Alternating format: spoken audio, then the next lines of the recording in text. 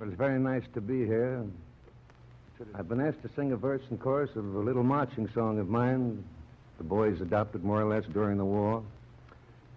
I don't have to tell you I'm not much of a vocalist, but I'll do the best I can with it. So we'll just imagine for the moment we're back in 1917 and the orders from the front. Forward march, Doctor.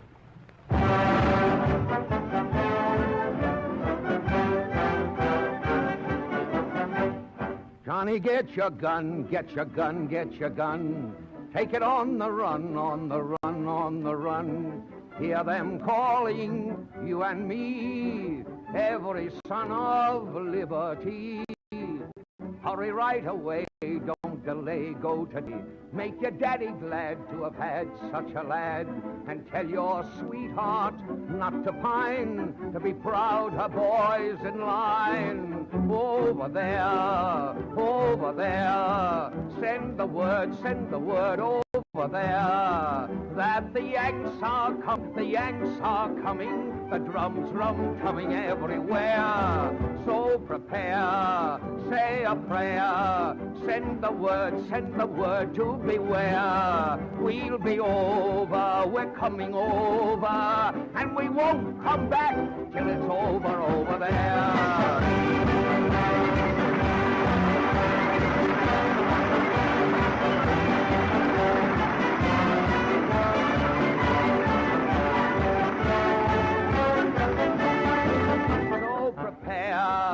Say a prayer, send the word to beware. We'll be over, we're coming over, and we won't come back till it's over there.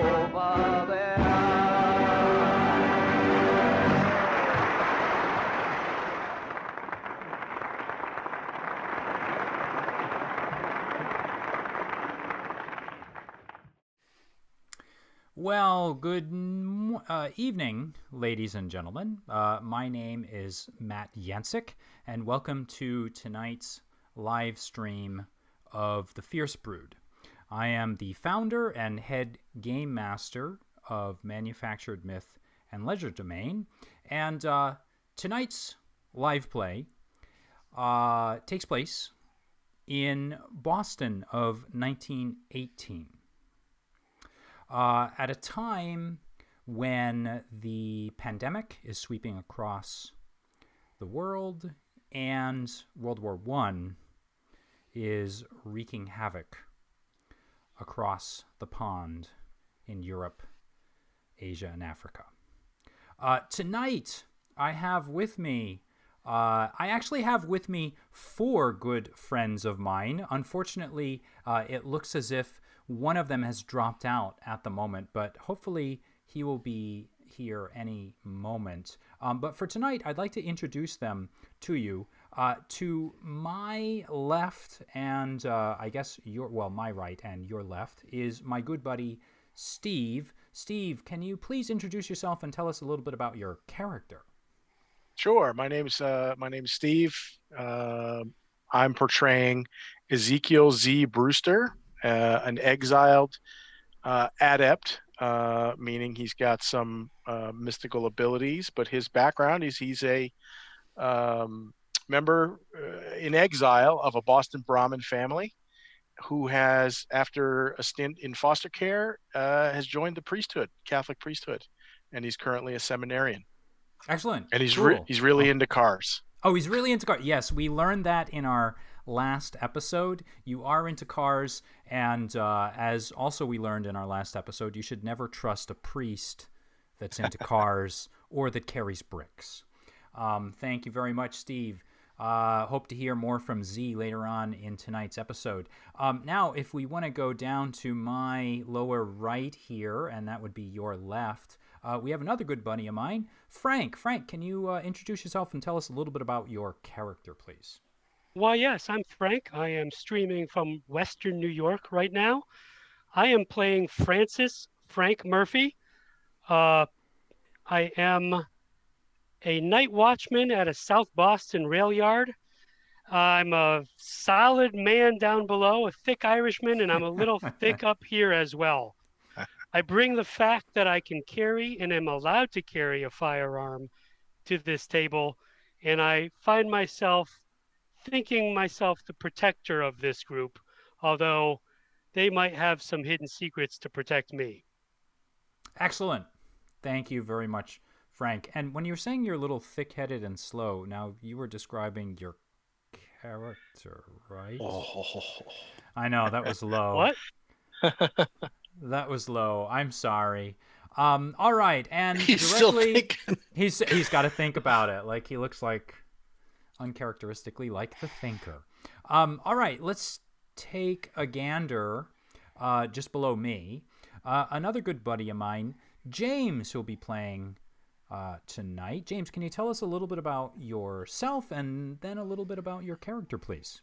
Certainly. Hi, I'm James. I'm in Madison, Wisconsin. Tonight I'm playing Vesper Evenwing, a music composer amongst the elite societies of Boston in 1918, but rather down on his luck and might be considered more of a con man at this time. But dresses spooky but stylish and a little dingy around the edges right now, and has made not too many friends amongst this group, perhaps with some eccentricities, and certainly has not made friends with Coatsworth of the Band in Boston group. Excellent. Thank you very much for that intro, James. I will leave. We have a fourth member, Jared, who seems to be having some technical difficulties, but if anyone can fight their way through these technical difficulties, it is definitely our friend Jared. So I'm going to wait for him to pop into the chat to introduce himself. But lastly, I one more time am Matt Yancic. I'm the founder and head game master here at Manufactured Myth and Legerdemain, and tonight's game uses Monty Cook's Cipher system. One of the systems that is actually one of my personal favorites. The game itself takes place in Boston of 1918, and what we're attempting to do in our show is to blend history and fiction into one exciting and fun tabletop role-playing adventure. So, to sum up the last few games and to deposit us at the doorstep of tonight's game, I will rewind the clock just a few weeks and take us back to our very first adventure, which took place on September 11th of 1918, Game 6 of the World Series, during which our band of adventurers happened to meet together, drawn together by a mysterious and almost frightening amulet that magically appeared in each one of their pockets. The four members of our party found themselves drawn to Gate C of Fenway Park in Boston of 1918. The four of them, encountering each other and seeing that they each held the same amulet, placed their amulets together and were transported. Where, they're not quite sure, but they were transported through a wall where they found themselves thrust into a situation in which 3 people were being held hostage by 2 other people. On the one hand, we had Coatsworth, a very handsome man who seemed at first to be a rather normal fellow. And then on the other, we had a gentleman by the name of Cloudy. The 2 men urged and did their best to gain the help of our 4 adventurers, and ultimately the 4 adventurers chose to help the 3 victims that were being held hostage in the center of the room. One of these victims, one of these hostages, was an older woman cloaked in a robe. The other one was a taller gentleman with rather odd-looking skin, and the final one was a young boy who seemed to be the one that ultimately sent the 4 amulets, the 4 pieces of stained glass, the 4 stones, somehow sending them across time and space into the pockets of our 4 protagonists. At that point, a scuffle, a fracas ensued. The 4 heroes managed to secure the boy, take Mr. Cloudy along with them, and then they were sent on a chase where they returned to Boston through whatever portal it was that they originally transported themselves through and landed back at Fenway Park. Except it was now about 2 weeks later, closer to early October. And these 4 were sent on a chase where they ultimately ended up at the Boston Public Library's main branch in Copley Square. As they entered the main branch of the library, they were pursued by 3 shadowy figures, 3 of which have now manifested themselves in the main room of the library, where we find Frank Murphy with his pistol drawn, ready to defend the other members of the party who are now making their way steadily down a staircase and into the basement of the public library, where they find a large room packed and stacked, corner to corner, top to bottom, with records, books, maps, manuscripts, the sorts of things you would expect in one of the greatest and one of the largest libraries in all of the United States. And so with that, I'm going to ask the members if they, first of all, have any questions or want to clarify anything, and second of all, who would like to go first, because the 2 of you are split up. Frank Murphy, you are on the top floor of the Boston Public Library. Z and Vesper, you are both in the underground with Cloudy and the young boy. Any questions to get us sort of going, or would someone like to go first? My positioning was at the top of the stairwell in the threshold with at what looked like more of a, I guess, custodial closet type door, but was in fact a spiral staircase down.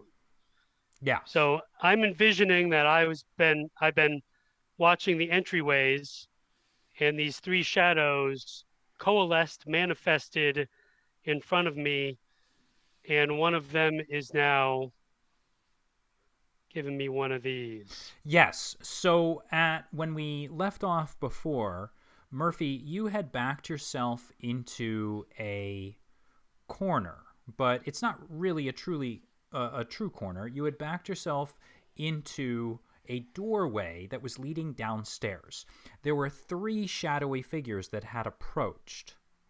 One in the middle, and that one in the middle had given you a very familiar tut-tut-tut with their finger. A tut-tut-tut that reminds you, of course, of Mr. Coatsworth. The 2 shadowy creatures flanking him had skin like crepe paper and were more humanoid than human. And as they reached forward with their hands, they had opened the palms, exposing what looked like the mouths of dogs.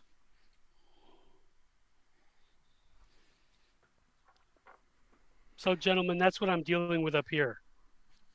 You guys are still upstairs? So Murphy is upstairs at the moment. However, Z and Vesper are both downstairs in the basement. Ladies and gentlemen, we are now joined by the one, the only Jared, who will be playing Dietrich for tonight. Dietrich, I would love to ask you to introduce yourself. Why don't you tell us a little bit about who you are and, if you can recall, where you are at this point at the end of our last episode and the beginning of this one? Sure. I'm playing Thomas Brandon Dietrich, usually called TBD, a graceful explorer who learns quickly. With this group, at the moment, well, Dietrich is more of a field scientist, right? So he spends a lot of his time helping scientists go out in the field and gather the items that they're looking for. With the group right now, he's in the downstairs room of the Boston Public Library, and he is sticking right with the kid that they has called for our help. And I'm helping him find whatever it is that he's looking for to help us get to our next phase. Awesome. And it looks like you are along with Vesper and Z. So would the three of you like to either recap what's going on downstairs or make a suggestion about what you'd like to do? The three people downstairs technically have not yet seen the adversaries, right? As we've seen the shadows, but not the manifestation. Yes, that is Okay. true. Frank had called down to us that he doesn't think he can handle this upstairs by himself. And the boy, he's running out looking for something in the stacks. What? At this point, the boy is running around through these stacks, making right turns, making left turns, zigging and zagging through the stacks. He's looking for something frantically. And what you would remember from last week's episode is that he kept talking about how the city is like his own city, but not quite like his own city. Some things are the same, some things are different. And he keeps referring to Boston as Tremontaine. And he referred to Copley Square as Singleton Square. So he's using terminology that is familiar to you, but it's different.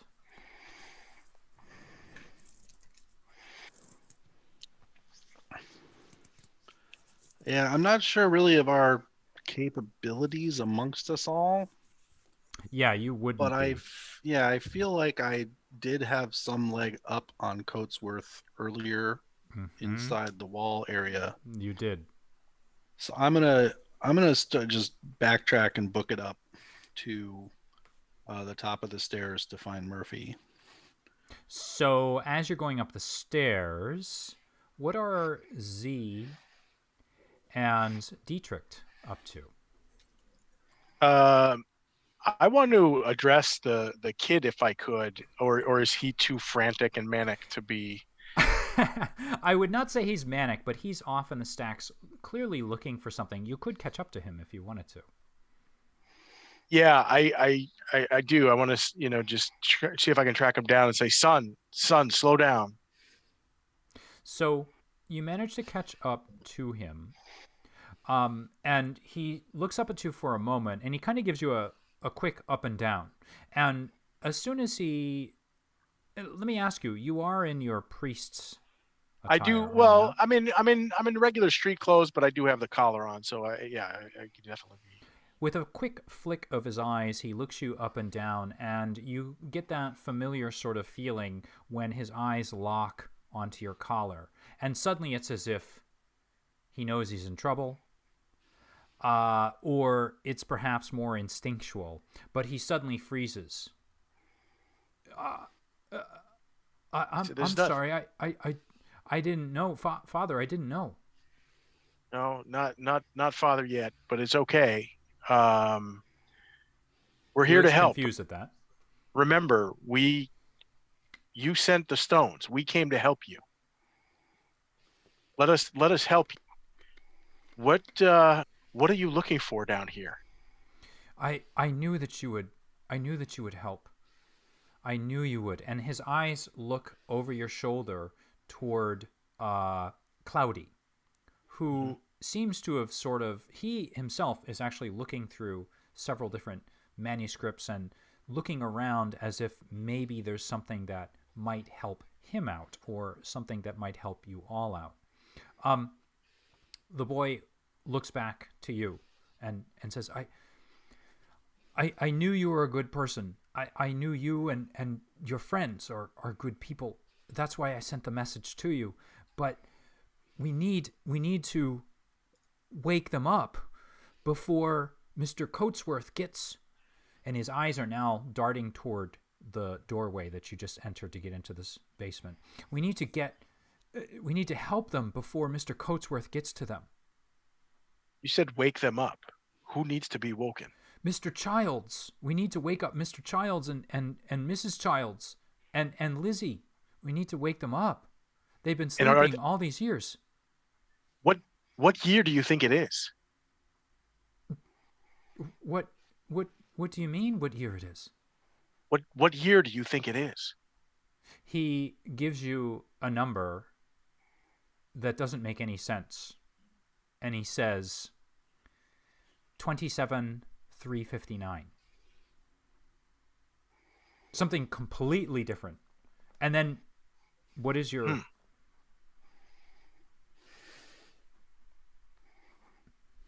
Son, where do you think you are? this? What do you mean? This is the Tremontaine. I mean, it's sort of like Tremontaine. You are dressed sort of. You're, but it's very different here. I really don't know. We've got to hurry. We've got to find. We've got to find them, Mr. Childs, Mrs. Childs.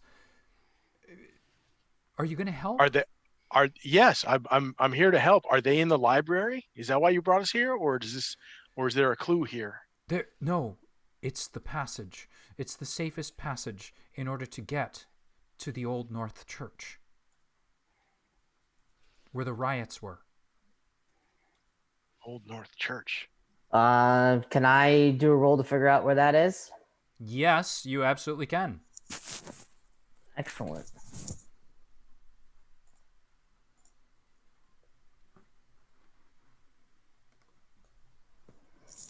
All right. So this will be an intellect roll, and what I'd like you to do is, with our rolls, I'm going to introduce this since it's the first roll of the night. So basically, as a game master in the FiERCE system, I assign any sort of a roll, a task difficulty from 1 to 10. Then I multiply that number by 3. That gives us a target number.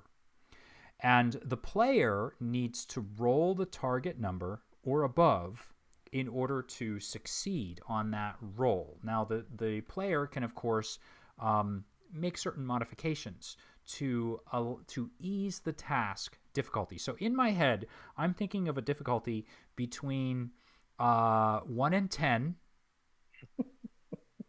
And only because we're early on in the season am I thinking of that number out loud. All right. And so you need to take this number, multiply it by 3, and meet or beat that number in order to succeed. Would you like to do anything to ease the task difficulty? I would. I will do 2 things to ease that task. Okay. I am trained in history. Boom. It So we use drops that. 1. There we And go. I have an asset. I have a collection of maps. So I'm sure one of those is of Boston. Oh, I like it. Ooh. And this means you do not even have to roll. And that is about right. You would, of course, recognize the Old North Church as being one of the oldest churches, if not the oldest, in Boston. And I'll actually give you a little bit more on this. You would also recognize the Old North Church as being, well, you would recognize it for the fact that it's built on top of a crypt that holds about 1,100 remains of past Bostonians that go back several hundred years. The Old North Church is famous for this crypt, famous for some of the people that lay in this crypt. And it's a rather intricate series of mazes and twists and turns beneath the Old North Church. All right. Then do I know a way there? You would know a way on the surface streets, but here in the basement? Fair enough. Is this familiar to you, Thomas? You seem like you recognize it.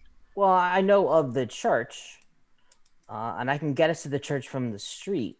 I don't know about the tunnel or passage that he's talking about. And what of the riots? Do you know of any riots recently at the North Church? I don't know. Do I? I am gonna say, if you'd like, you can go ahead. Both of you can go ahead and make another history roll on this one. Okay.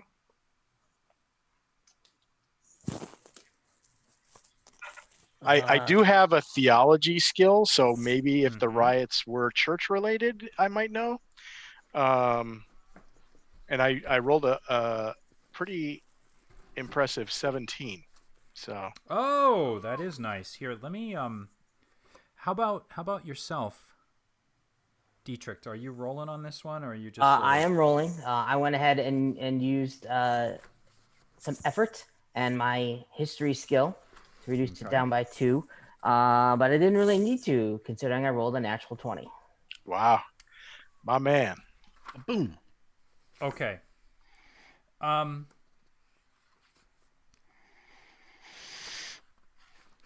Both of you, with your combined roll. So I'm going to say that with that 20, you actually, you know what I'm going to say? With a roll, with a roll of a 20, what you're going to end up with is a, well, Steve, you told us about this last time. Do you recall what you get when you get a natural 20? Yeah. So when you get a 19, it gives you like a minor advantage, and then a 20 gives you a major advantage. So basically the player decides. Well, minor or major effect. Effect. And so the player kind of decides with that much of a success. Yeah. Basically the level, like a success means in a case like this, you would know about the riot, but maybe a major effect, and this is for TBD to decide what that is. Yeah. But it gives you a little bit more, either a little bit more insight or a little bit, more defined. Yeah. And so let me just give you that information. So basically what you recall is that in 1863, there was a draft riot in the North End related to the United States Civil War. And it's relatively fresh enough in your mind that this is not something that you have any trouble recalling. As a matter of fact, it was July 14th of 1863. It began on Prince Street in the North End, and it went on and on. And basically, there were riots over the draft at the time to build a Union army. So is there something you'd like to attach to this as a major effect for your 20?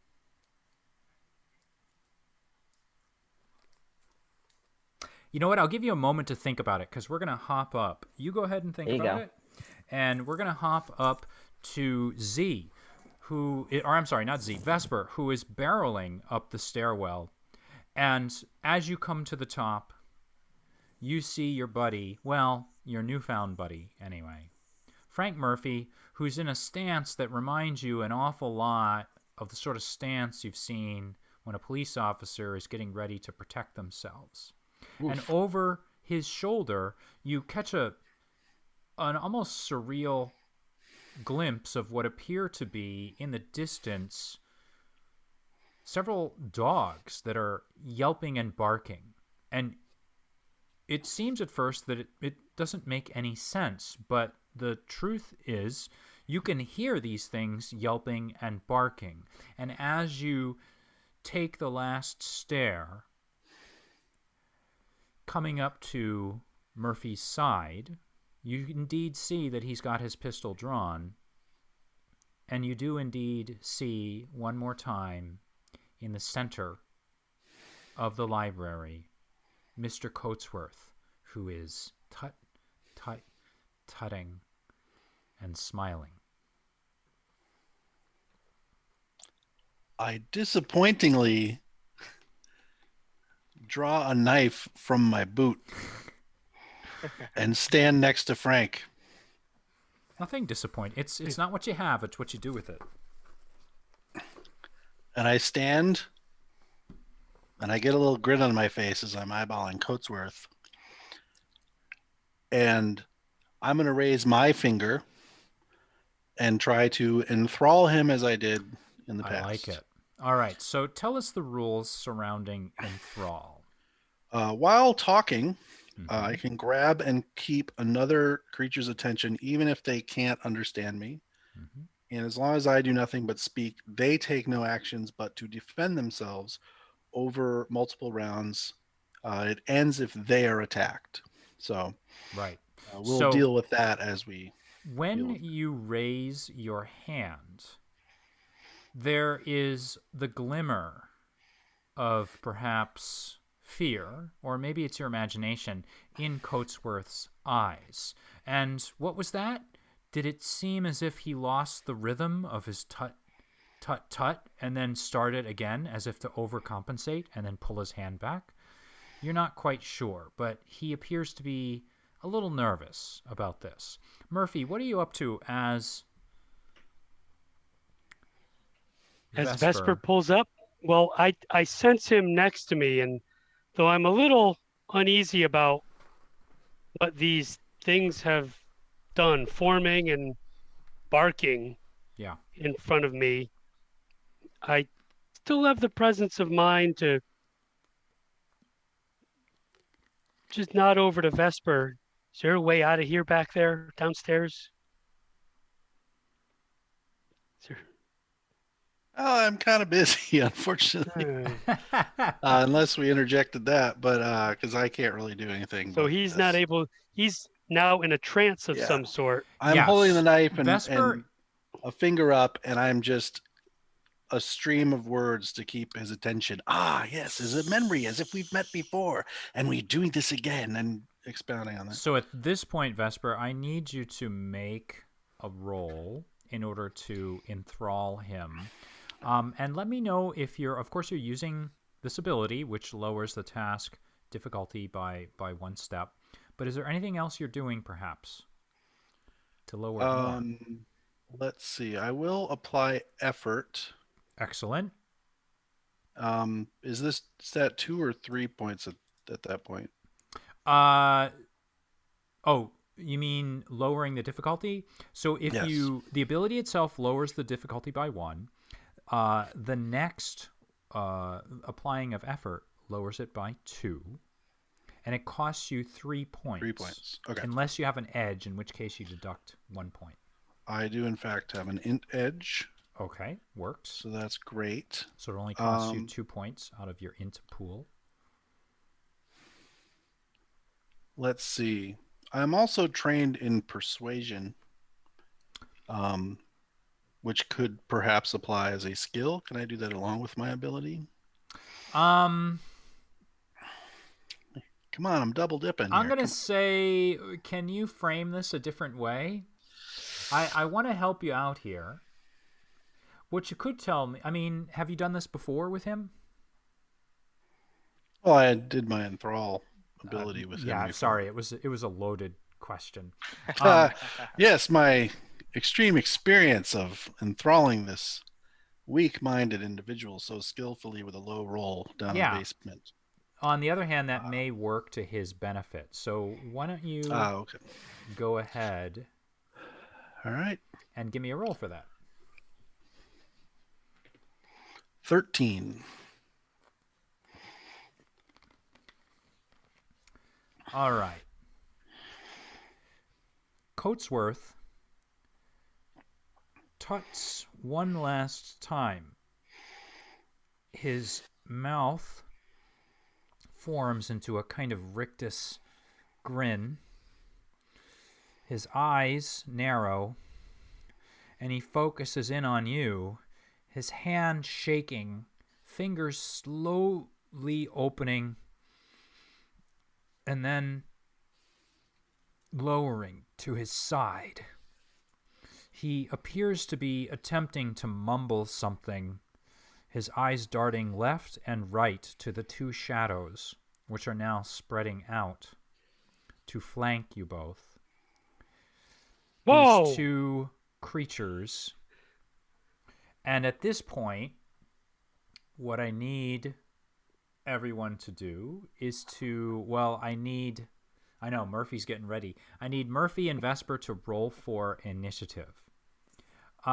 So I do this the easy way. For those of you watching at home, basically what I'm going to do is I'm going to compare the level of the two creatures to the rolls that these two fellows are about to make. And then if either one of them rolls higher, I'm going to let them go first.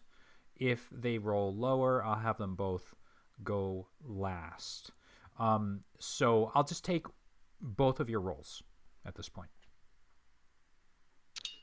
Big 6. 12. All right. 12. All right. 12 does it. So I'm going to say that Vesper and Murphy, you are both able to act at this point. The two creatures which are shadowy with the cray paper-like skin and the barking dog-like hands jump up onto the tables near you, but aren't fast enough as you both have a chance to go beforehand. So I think some of my early words are going to be, my friend here might notice that I can take no actions at this moment. Or, that I am, well said. that you are with me and under my thrall. And he might be best served to look to your friends as well. And that'll be my action because I can't do anything else right now. Yes. And Coatsworth simply glares at you, and he looks like he's trying to take a step forward, but he can't quite get it together. Murphy, having realized this, what are you up to? Given the fact that I am a watchman and have a slight background in law enforcement, I'm not comfortable just in shooting these guys. I don't know really what they're about. Mm-hmm. So I'm going to take my first action is just to yell out, gentlemen, it's a little late to be visiting the library, isn't it?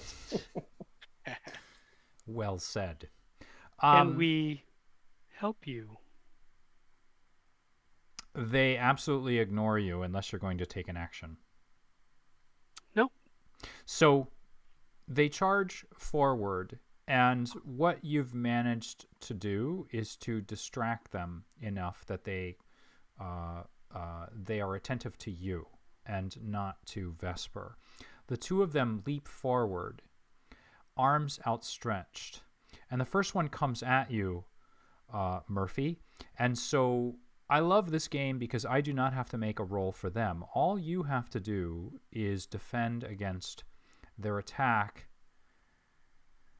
So go ahead and make a roll for me, and let me know if you're using any effort, if you're using an asset, if you're using an ability to defend yourself. And I can lower. Might defense? I will use a speed effort, which my effort, I use some of my XP to boost my effort to 2. Yeah. But that is helping to offset the fact that I have an I, or is that an inability in my speed skills? Yeah. So my limp gives me, I increase all mobility, balance, and flexibility checks by 1.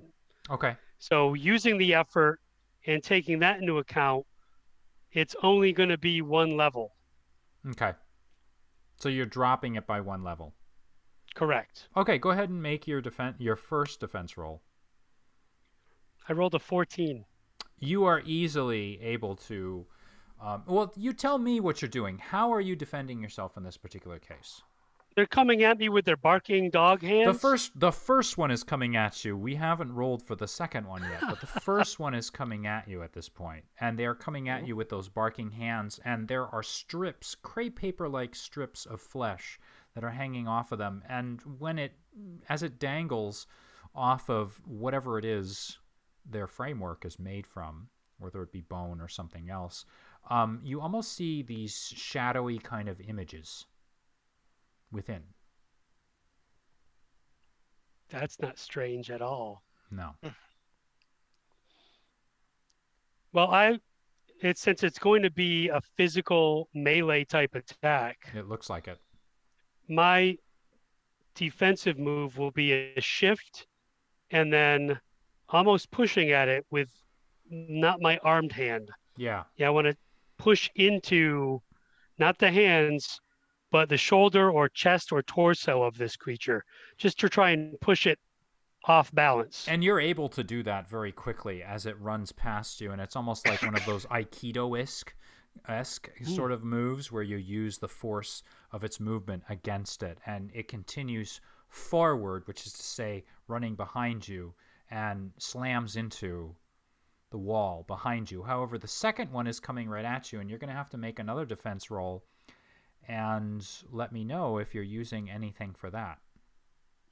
I'm going to use, instead of, it's not necessarily attack, but it'll be a defensive block into him. Just using my size, I'm going to thrust forward to try and take the blow, use it against them similarly, but also block Vesper in the process, because he seems to be a little incapacitated at the moment, and I want everyone's attention on me. Okay. So I'm going to use, I've got a skill of a might defense task, and I am also going to expend a might, one of my might pools, to use 2 effort on that. Okay. Got it. And I rolled a 10. You are able once again to do this. And tell me, you sort of barrel forward, like you put all, like you're slamming in a gate doorway at Fenway Very Park? similarly, yes. Without a really exceptional roll, however. Yes. Right. And you send this one flying off into a corner, and as it does this, it hits the ground, and it skids along the surface of the floor. And as it skids, you can kind of see that crepe papery like skin that's hanging off of it. Some of it gets actually ripped and torn, like little fleshlet bits of crepe paper, and it smears along the floor, and you hear it barking and yelping with its hands. Did it feel solid? It did. It felt solid underneath, and it felt like you were hitting a bag with something very solid inside of it, like a human-shaped humanoid bag with something solid, a framework inside of it. We are back up at the top of the round now. So, Vesper, are you continuing with this? Yeah, I'm going to keep going with this. And my eyes have widened a bit, and I'm starting to sweat a little because this is really creepy. And I'm feeling rather lucky that Frank had gotten the attention on him for these, crazy beasts that really shouldn't be existing, and I'm kind of worried about that. But I'm still focused on Coatsworth. I just want to kind of try and keep this situation in check like that. And he's trying ever so slightly to step forward, and you're not even sure if it's your imagination or not, but it almost looks like he's moving a millimeter at a time. But maybe it's just a trick of your imagination. Maybe it's just your confidence at this moment. But you do know that you've done this to him only minutes before, an hour or so before. But now here he is again, and he seems to be trying his best to struggle free from your grasp. Let's cut back down to Z and Dietrich. Have you thought of something you'd like to do with your 20, Dietrich? So we're talking about the draft riots from 1863 in Boston when the army was being formed. Anything in particular you want to do with that? Yeah, I think they're back in 1915 on the 50th anniversary of the Civil War. there was the library had a large display that they had out all year, and it was had a big banner and all this information and several different books all about the Civil War and things that are happening around then. And it was out for a year, and after that, they put it into storage. Mm-hmm. This is the storage area where it's currently sitting. And so I point this out, and it prompts the kid to have an idea about where the passage is. I love it. I love it. Very, very nice. And so, Z, before I kind of like take this on a roll, is there anything in particular you want to be doing with the kid? No, I just want to say, how do we get to the North Church, son? Where do we go? He looks around, and his eyes alight on something. A dusty old book that he sees off in a corner, and he runs past you, around you, past our good friend, or your newfound friend, Cloudy, Mr. Cloudy, and he stops in front of you, Dietrich, and both of you looking at this book together. And he reaches for it, but it's out of his grasp. He can't grab it. And he looks to you and asks if you would take it down off of the shelf for him. Sure. You hand the book over to him, and he begins to flip quickly through it. And he shows you something out of it. What would that be? How would it indicate where this passage is? I have an idea, but I mean, you can go ahead. This is your 20, so I want to give it to you.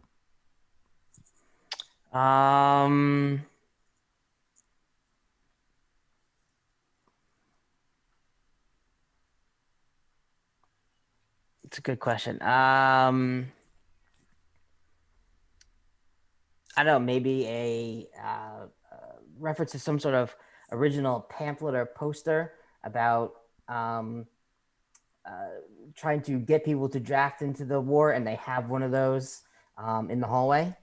He's flipping through it, and what he realizes as he flips through page after page after page is that on a certain page near the back, there's an old war poster, an old draft poster, urging gentlemen of a certain age to do their duty for their nation, to keep the nation together. And he realizes when he sees that, he looks around. It's such a strong coincidence. It couldn't be. But there in the back of the room is the poster, framed in glass, leaning against a wall with a crack in it. And the boy goes running towards it. There it is, there it is, there it is. Cloudy shrugs as if this is the first he's heard of it. And the boy runs toward that picture frame, yanks it out of the way, and behind it, sure enough, is what appears to be an enormous crack in the wall that's been boarded up, but probably with a little bit of work and maybe a priest with a good solid brick. You could get it open. Cloudy comes hobbling over. What have you found? What's going on? He looks down at the boy. It's the way. It's the way to the Old North Church. The two of them look at each other. Cloudy looks rather nervous about this, and he looks to the two of you as if for approval. He says that's the way. That's it. Let's start opening this hole. We need to get the others. So with that, let's cut back to Murphy and Vesper. So at this point, what are you two gentlemen up to? Murphy's up. Murphy, your turn. I feel that it's about time to exercise one of my subtle ciphers. I like it. Oh, So I have one of my subtle ciphers is repel. You'll find it on page 396. I'll take your word for it, Frank. And I'm not going to look at it. it actually, it's in the form of St. Peregrine medal. So St. Nice. Peregrine is known as a patron saint of people with cancer, foot conditions, and other incurable diseases. I wear it because of my knee. This old lady up on Cypher Street gave it to me years ago, and I've carried it with me ever since. Real street, ladies and gentlemen. We are not making this up. That's a in real South street in Boston. But I know that being the patron saint of feet and incurable things, that I've always felt like this would inspire something that was after me to want to run in the other direction. So it's a 1d6 plus 1 level. Does that mean I roll a d6? Yeah, just roll a d6. We're going to add a 1. I rolled a 4, so 5. Yeah. And the effect is one NPC with immediate range who is one of a level lower than the cipher decides to leave using their next 5 rounds to move away quickly. Excellent. And my target is on the one that went by me and is the closest. Right, so the one that kind of hammered itself down into the wall behind you. Correct. Okay, all right. So a target that's below the level of the cipher? Yes. Okay, yeah. So tell us how this looks, because the thing has just hammered itself into the wall, and as it stands up, it turns and gazes up at you. And now that crepe paper-like skin that is kind of like hanging off of it in layers, some of it's been torn and ripped, and it's dangling down off of its face. And as it looks up at you, its eyes are glowing a deep, deep red. And it looks at you for a moment. And then, what is it that causes it to go running? You tell me, Frank. What is it about your presence? I instinctively just reach up to my medal and puff myself up really big out of the corner of my eye, and I just shoot it a look of absolute, not hatred, but the fact that I want to wreck it, no matter what it is. Standing over it, and you've done this before. You've done this a few times in your career. You look down. It's usually with a hobo or a scamp somewhere at the train yard. It's never with some strange supernatural creature. But why should that be any different? You look down at that creature, and somehow those glowing red coal-like eyes go cold.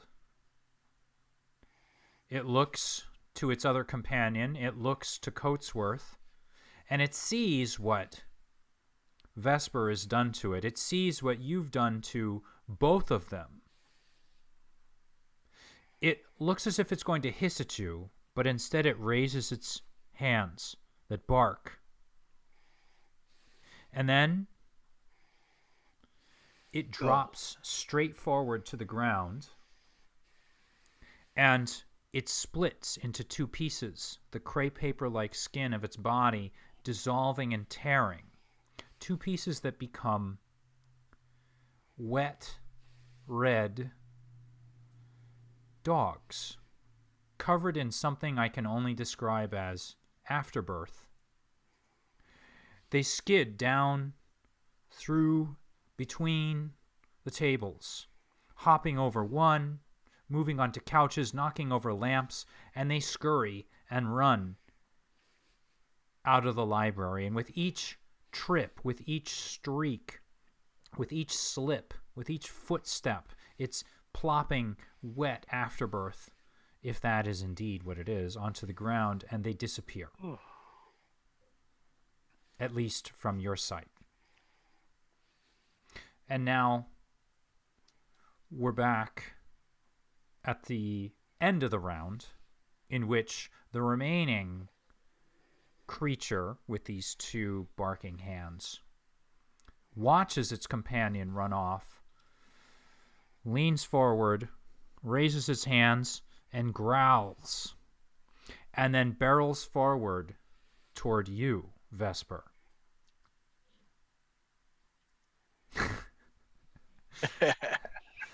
Ladies and gentlemen, I like to measure the quality of my game by the number of times that James his jaw drops or he makes a facial expression. I find it's a good test to know whether or not I'm effective. Whether or not it's a good game, that's something different. But whether or not I can shock, I can go for the gross out, as Stephen King says, that's something different. But I'm going for the gross out right now. I'm not necessarily going for a great game. So doesn't this creature realize I'm busy? I know. All right.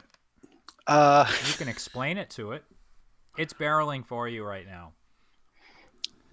Is it my turn, or are they going to get it? Well, you'll get a turn to defend, and that's what I'm kind of asking at this point. In order to defend... go ahead. Yes. Yeah, I have one thing to shove in there real quick. Because as I'm doing this, like, I'm feeling my royal oats a bit, because this is the exact kind of interaction I want to have with some of the patrons of the symphony to fund me, and where they will just listen to me and let me talk and tell them things, and in the end cough up some money. And I haven't had that opportunity for a long time. So I'm feeling pretty good about myself, even though it feels a dangerous situation. Yeah. And so because of that, and a sudden realization that beyond just this talking, that there's something more to it. There's something more magical in the air. I'm feeling like almost invincible. Yeah. And I have a subtle cipher indeed as well. And because of these feelings I have and this confidence I am exuding, my enduring shield activates. And I'm going to say, even though I don't know it, I'm just going to say that the Enduring Shield, well, I was going to call it an enabler.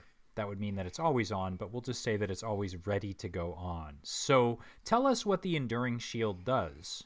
Well, that, for the next day, will give me, that means I have an asset to speed defense rolls. Okay.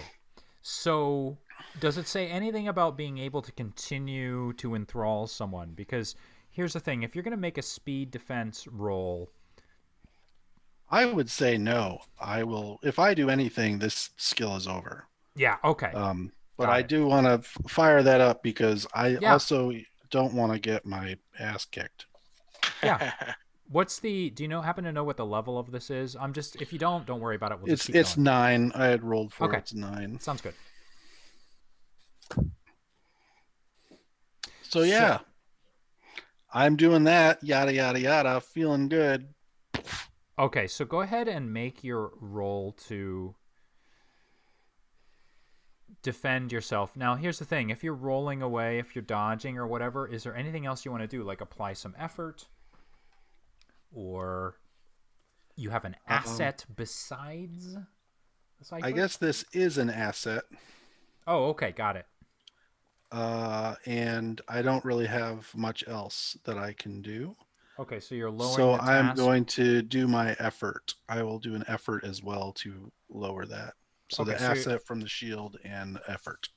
Okay, in that particular case, you do not even have to roll, and you are able to dodge out of the way as this creature zips right past you and between you and Coatsworth, as if it were attempting perhaps to throw itself between you and Coatsworth, and now you're wondering whether or not that was the plan of this thing in the first place.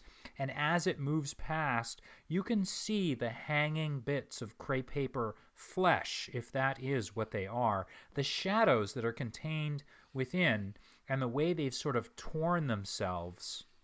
And now that you've seen the first one split into two wet-looking dogs, you can kind of see the way that this humanoid creature is actually composed somehow of two wet-looking, strange, skinny dogs as it zips past you. You're saying the enemy is 2 dogs in a trench coat? I was going to say, no, I was about to say they're 2 skinny puppies.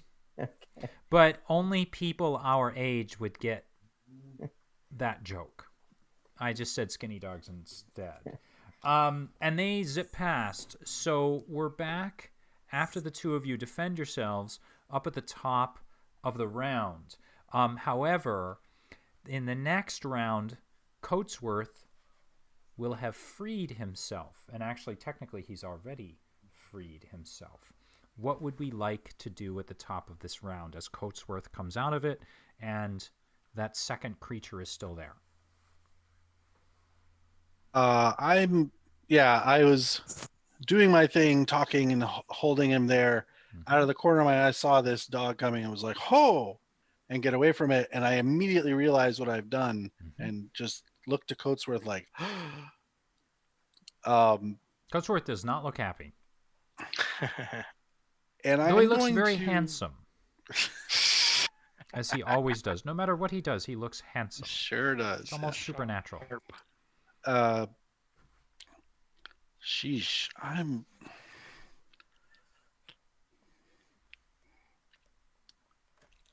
I'm gonna start retreating slowly. Now I'm kind of like stuck myself out there and realize this isn't really great. Wait a minute. You could make a fast break. I don't want to tell you what to do. Yeah. The way that I picture it is this. The two of you are relatively close to the doorway. Coatsworth is probably another 15-something feet away. The second creature, the only remaining creature, has just barreled its way between the two of you.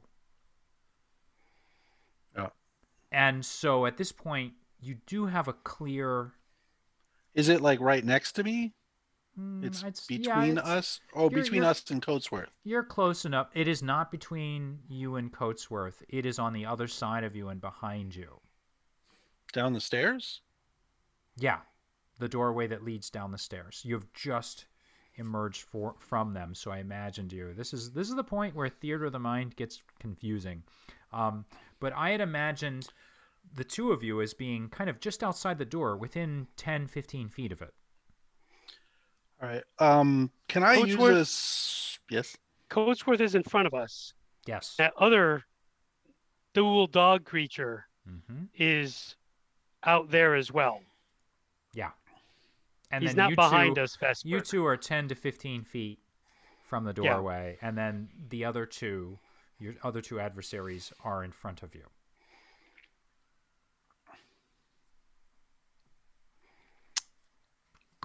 So it's clear shot to the door to get back down the stairs. Yes. Okay.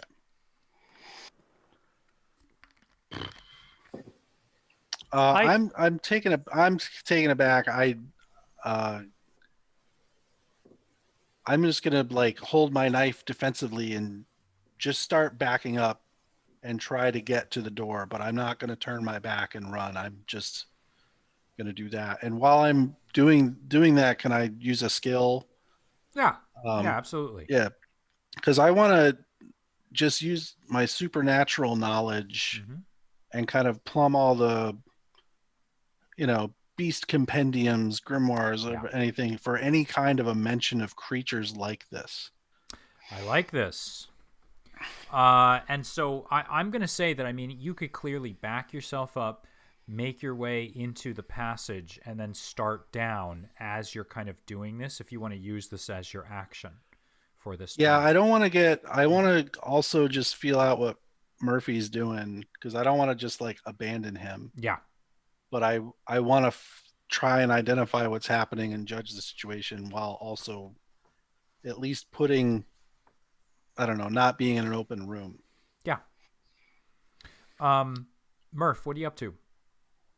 I can sense that Vesper is slinking himself down towards the stairwell, and I feel just the natural need to cover him. And I don't have any problems knowing now that that thing is some weird, nasty, Icarus, bloody dog creature.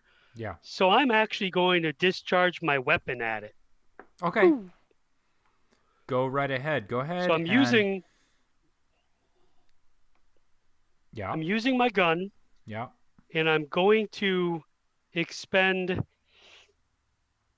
I'm feeling this would be an intellect check only because I am trying to hit it in a dog head and not as if it were Right. just a regular center mass. You're trying to figure out where Yeah, that what head part of would it be might within. be Got it. correct. Yeah. So that's going to make this a little bit more difficult. But so we've got your asset of your weapon, and then you're using. Did you say? Are you going to use effort? Yes, yeah, I'm gonna expend Two. intellect effort. Yeah. Go ahead and make your roll unless you have a third thing you'd like to add. No, I rolled a 19. Oh my goodness. So here's the deal. With the roll of a 19 in combat, I am actually going to take us to the special rolls table that I have here. The roll of a 19 will give us a minor effect. However, in combat, you get 3 additional points of damage. So depending on whether your weapon was light, medium, or heavy, you get to add 3 points of damage. So what does your weapon do, Murphy? How much damage? Is it light, medium, or heavy? It is medium. Okay, cool. So It's a medium 45. And I am practiced with guns as one of my skills, and that will do actually gunner, inflict 1 additional point of damage with. yeah. So very nice then. So 6 points at the minimum of damage that you are doing to this to the creature's head. You clearly hit it square center in the mouth, which is to say one of the creature's hands, and you watch as the entire creature itself folds and crumples inward on itself, one creature splitting itself in half, one of these dogs tearing itself out of the crepe paper skin, the other falling in another direction. The one that you hit in the head slams into the ground, into the floor, leaving a wet splat where it fumbles and struggles at life for just a moment and then ultimately expires, at least from what you can see. The other one, however, goes skittering off into a corner. With that, Coatsworth has turned his sights on the two of you. And we're going to cut to downstairs talking to and find out what Z and Dietrich are up to. So when we last left it, I had said we've got to get the others. So Dietrich, do you want to start on the gap there? Yep. And I'll bring those two down and we'll get out of here. Hopefully there's no, I mean, I hear some commotion up there, so. Yeah, that was So my plan. Yeah, so I'll make my way up the stairs to see what's going on. Okay, so Z, you'll be heading up, but Dietrich, you're actually gathering gear? No, I'm gonna start removing the planks to open up the hole. Got it. Okay. All right, I got it. All right. So you start in on that, and the young boy and Cloudy both help you frantically, and they kind of give a quick look to Z as he heads away. And Z, with that, as you're starting up the stairs, you can hear the scuffle and the commotion that's happening up above you. And as you turn the corner and emerge from the doorway, you see the most incredibly ridiculous thing you've ever seen in your life, and that is the crepe paper creature that you'd seen kind of looking all shadowy before splits in half as there's a gunshot that echoes through the entire chamber, the entire main room of the Boston Public Library, and the creature tears itself in half one half of which turns into a wet, ridiculously disgusting looking dog that slams itself into the ground, the other that skitters off. And with that, as you enter, because you're an ally, I'm going to give you one opportunity as Coatsworth starts to move toward your newfound friend Vesper. I reach into my satchel Yeah. and pull out my crucifix and just say, "Back off." Power of Christ compels you. Yeah, I'm thinking, maybe he's some kind of vampire or some kind of thing, but and I just confront it with a lot of strength and vigor and say, "Back off." Make a D20 roll and let me know if you're going to put any effort into this as you say it, or if you're going to... I'll count the cross as an asset. Okay. Yeah, and I'll use effort in intellect. I'm guessing. I don't know if that's... Sure. Sounds good to me. Okay. And any sort of skill or ability. Don't really have anything that really fits for skill. No. Yeah. No. Okay. So I rolled an 18. Oh. Very nice. So as he Hits keep on moves, coming. I know, right? I think the rest of the game is all downhill from here, but we'll see. As he moves forward toward Vesper, he sees you emerging from the darkness of the stairwell through the threshold of the doorway. And as you raise your cross toward him, you are thinking, let me ask you are thinking in your head that he's a vampire, is that correct? Thinking that, well, either a vampire or some kind of entity or demonic thing, because I mean, especially having seen that paper dog thing and the shadows before, and certainly a lot of supernatural happening, I'm thinking that it's probably something connected to the spirit world. As he runs toward Vesper, you come into his vision just over Vesper's shoulder, and he does a double take as you do this, and he backpedals and he skids on the heels of his leather boots forward. His hands go down by his side, and these hands had been ready to raise. They go down by his side.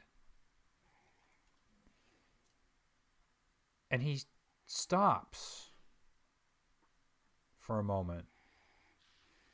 And everything grinds to a halt. And suddenly, unless you gentlemen would like to do anything, it seems as if things have become suspended. And I don't mean that in the sense that before we suspended time and space. And the dog is now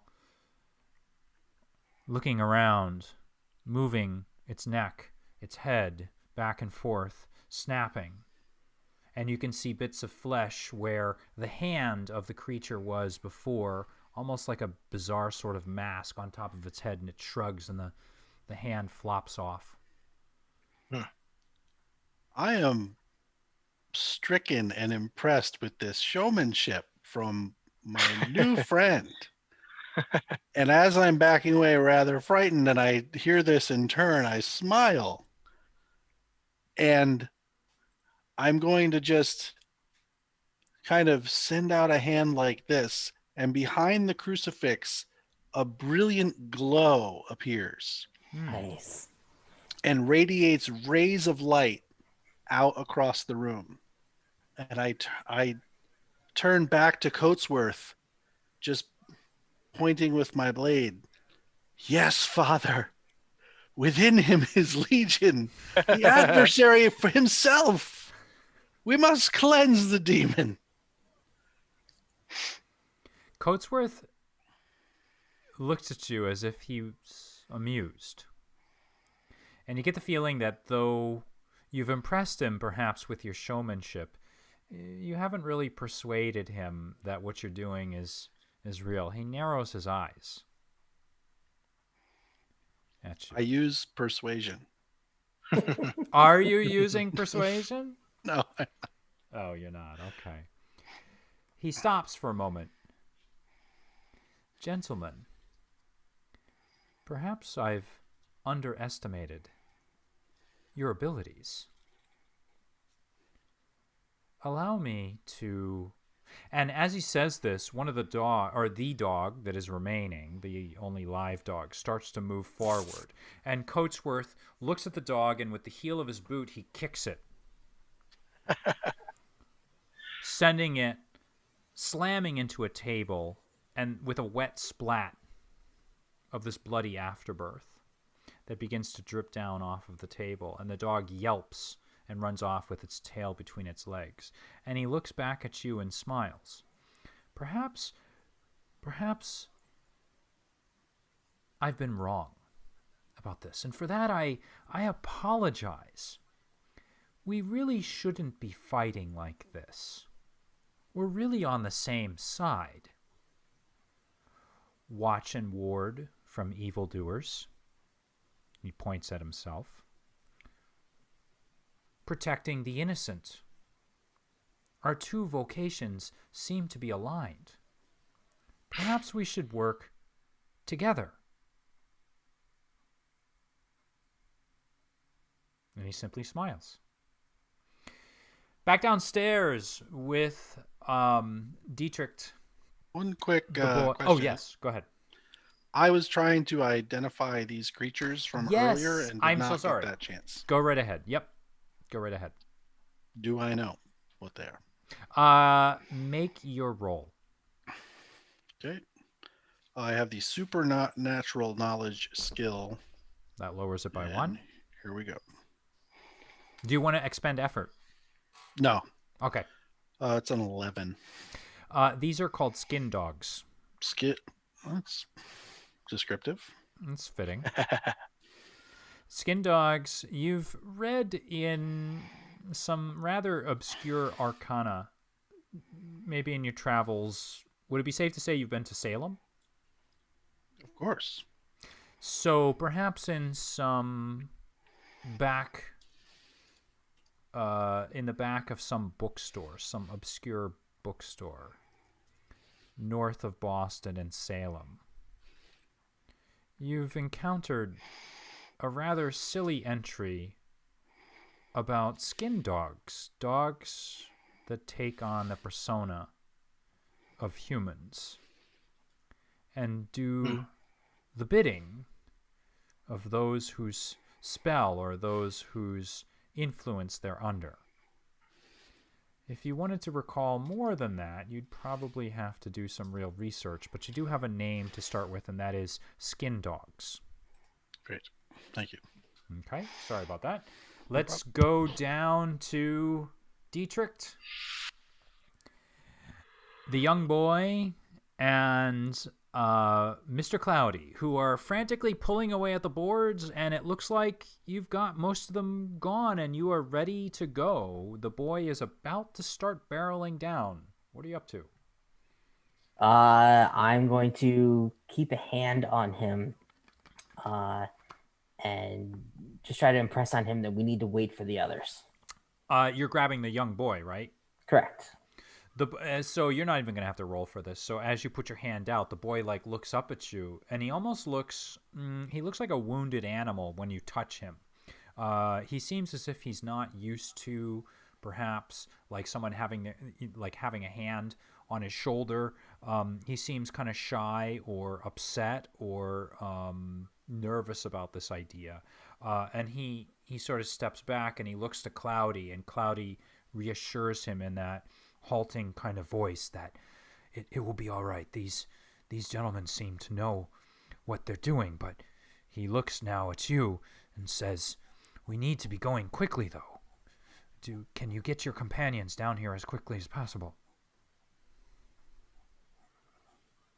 I see the priest has left, but there's something going on up there. I'm worried. Me too, but I don't really want to leave either of you alone in case there are more of them.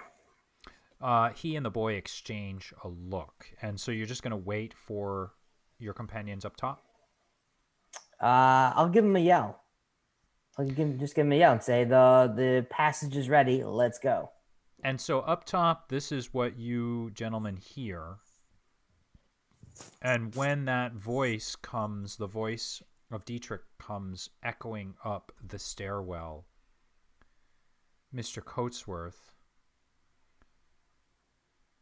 looks for a moment concerned, but then he smiles. As I was saying, we seem to have interests that are aligned. And he begins to smile. Things are rather plain, Coatsworth. You have these other beings under your direction. I've only seen them from witches. You yourself, I might identify as one. But you yourself are not checking all the boxes that would make me want to trust you. Our alignment in these things? Nay, I think not. We'll be going, though. And I start backing towards the door. He to try steps and usher forward. us down. Perhaps I can convince one of your companions, however. And he looks from Murphy to Z. You said there's a way out down there. Is that true? Yes, we found a passage, and you, devil, you speak with a charmed tongue, but you're not fooling us. Be gone. I'm going to level my gun at him and say, "You're mistaken about one thing. This library is closed." That's two zingers of the night, Frank. That's actually pretty good. Did you practice those or No. no? Just throwing them out like fireballs, just like boom. Yeah. He raises his hands. I assure you that this is all a rather large misunderstanding, and if we could only talk about it, I think you'll see, once again, we are on the same side. He reaches into his shirt. Oh. And unless you stop him, No. he pulls from it a cross that matches your own Z. Oh boy. That's an illusion, which I now identify as such because I see through his tricks. Only if you make a successful roll of it. Okay. Interestingly, before we started tonight, I spent my experience in a skill training in this exact thing. Oh, can we? And now I'm going to cut to a montage of you, like skill training. Yes. I have skilled trained in seeing through tricks and lies and deception and illusions because that has been freaking me out. There's a lot of bad things happening. A lot of bad mojo. Okay. So Yeah. Go ahead. And so you trained in this. Well, I'm sorry. I trained and then I was trained. Now I am specialized. So now you're specialized. So that's 2 levels. Okay, I like this. Are you going to be doing anything else like expending effort or? I am going to expend effort because I am not sure. I don't know enough about him to know just how skilled he is and maybe trying to do this. But my assumption is that this is, it's a little too on the nose for it to match Z's. Yeah. So I think that takes it down by 3. You bet it does. An 18. What you see is not actually a cross.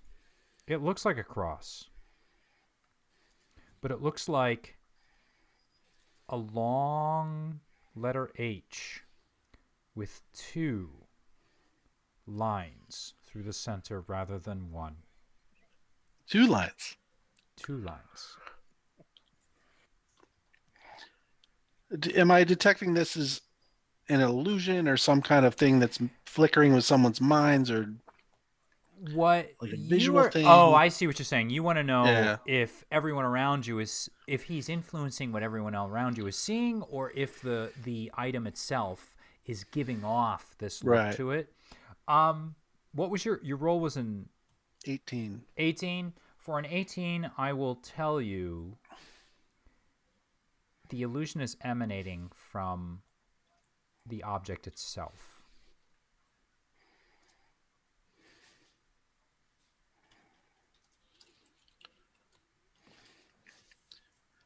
How long is it? How long is The actual object, the H thing. It fits the same length as Z's cross. So if your cross Z is how long? I'd say it's probably 8 inches total. Oh, whoops. What were you thinking? Like smaller? Yeah, okay. So when let's retcon this a little bit. So what I meant was that when he pulls it from his shirt, he's pulling a pendant that replicates the shape. I didn't mean that he was literally pulling an 8-inch cross from like hanging around his neck like like a Los Angeles rapper. He pulls a small pendant cross that is about I'd say 1.5 inches or so long.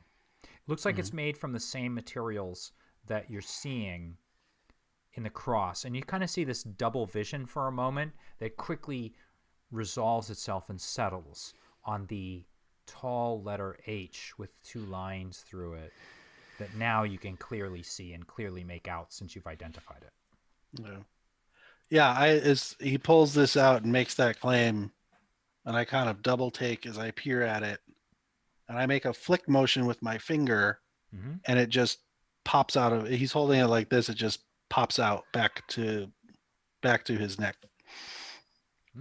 How does this work? With my hedge magic to try and make it work as an object floating, just moving it away out of his grip. Ah, okay. So it's not actually happening, or it is happening? Is it an illusion? It is. It's a trick. Okay, go ahead and make another D20. 10. That'll work. We'll say that now that you've got an image of it. He does I make a double flick, take. it pops it out, and like, that's not what you claim it is. He does a double take, and he's now grabbing at his chest as if he were looking for this pendant. It's still attached to him. I just popped it out of his fingers. If it was on a necklace. Yes. If that's what you're saying. That's what it was. He pulls it out. That's not what you're saying it is. I don't know this sigil. He doesn't look happy when you say this. He pauses for a moment. No, I think the mistake is yours. You seem to think, and he pulls it out again. And he shows it to you. And it is a cross. It's just like the business card. This he's a flim flam artist. Let's get out of here, guys. He folds his hand up, places it back in his shirt, and just smiles. I open the door. He doesn't do anything. He starts to step toward you, just a single step, but he's good 10, 15 feet away, places his hands outward. I think this was all a mistake. Surely. The dog beside him that he kicked away has now kind of returned, and it's just sort of pacing back and forth. I apologize. My internet just cut out for about 12 seconds. It's all right. So I kind of missed what just happened. You start to step backward, and he takes a single step forward. The dog that he's just kicked now pacing behind him, back and forth, eyeing each one of you. Please, let's sit and talk.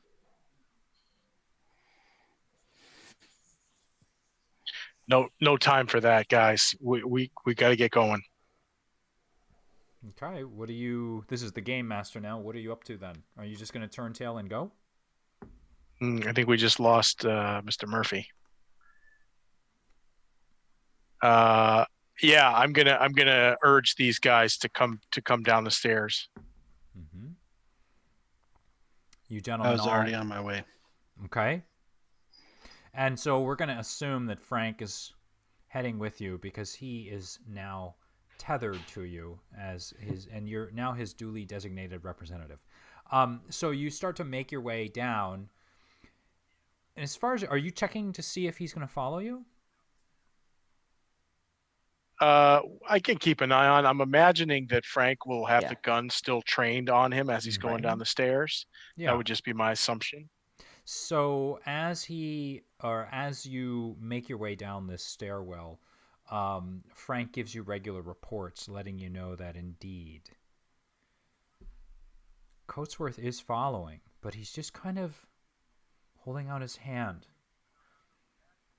urging you, trying to convince you that this is all simply a mistake.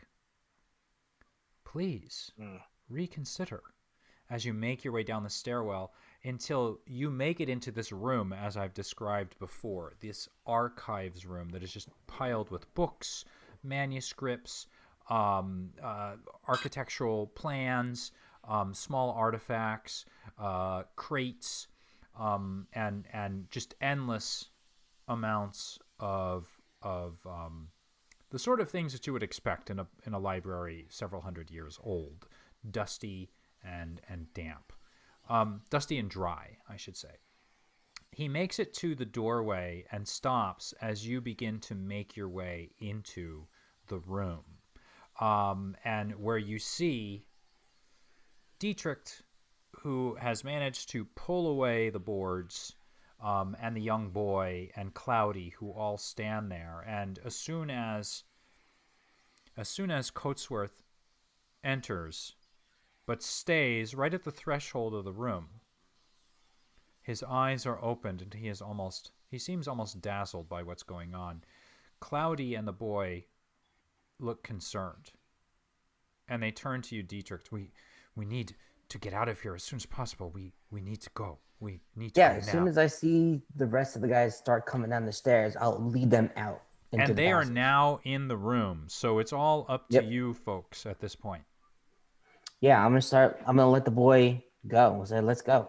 As soon as I can see them. I'm confident that they can catch up to us from across the room, so I'll start going. So the three of you start your way into this tunnel, which leads away from the room. And that's what you see, Z and Vesper, is the three of them disappearing. However, Coatsworth just stays at the edge of the room.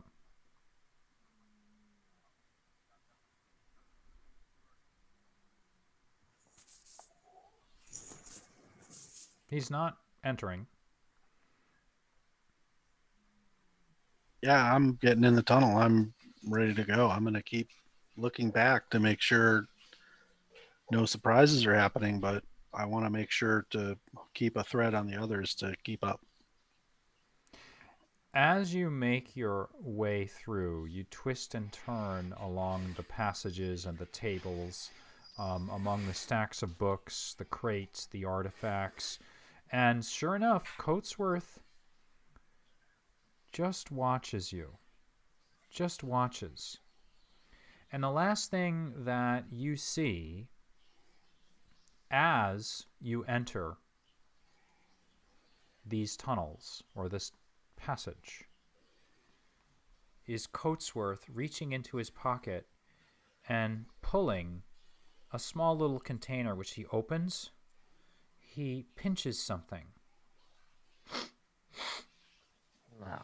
vibrates no. suddenly, and he's suddenly not there. As you together disappear into the tunnels. And with that, for you folks watching at home, we will go to a 10-minute interlude. We will be back in 10 minutes. Thank you very much for watching so far. If you like what you see, if you're enjoying it, please do subscribe. In the bottom right-hand corner, you'll see a little subscription button. Please click on it. We'd love to have you tune in for our weekly adventures. Additionally, if you like what you're watching, give us a thumbs up. We've got one. We've got one, and it's probably from one of us, but I'm hoping it's not. And if it is from one of us, I hope no one says that. I am going to put up a 10-minute countdown, and we will be back in 10 minutes, trusty viewers. Thank you very much.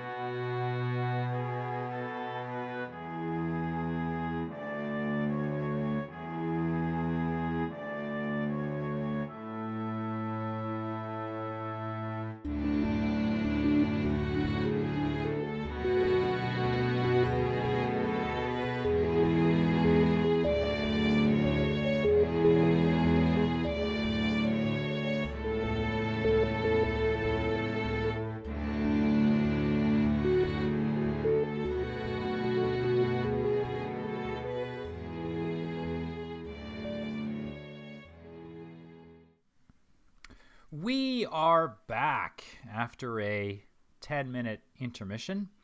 I want everyone to know that I do have some special things planned for the channel eventually. Slowly but surely, I'm saving money to get a halftime show in the style of the Super Bowl every week done. So just so everyone knows, in the future, you can look forward to that little thing, just a little something special I like to give to the viewers out there. We have a great lineup for the first few games. Obviously, I'm kidding, and my players are used to me kidding like this. Yeah, was As there a long as we budget? don't have, Was as there soon a as we joke start there? recording commercials, we'll know we've arrived. Yeah, right. Frank, you're gonna be out a box of Wheaties. Or as soon as we're endorsed, I want endorsement from STP Motor Oil and Doritos. Then we'll know, and we're all wearing like jumpsuits with like STP and Doritos patches on them. Yeah. That'd be fantastic. So when last we left our heroes, they had quickly ducked into a passageway. What started as just a crack in the wall turned out to be a series of boards which they were able to pull off the wall that led into the deep, dark recesses beneath the Boston Public Library and perhaps somewhere else. Our bad guy, Mr. Coatsworth, had taken a few sniffs of some snuff and disappeared, which didn't go over very well for the players. So as you enter this passageway, you're struck by the chill, a chill that reaches you to the bone, as one by one, each one of you enters this passageway. You find that it's not wide enough for more than 2 or 3 people, shoulder to shoulder at any time, to pass through. You get the sensation that the passageway is slowly but steadily heading downward.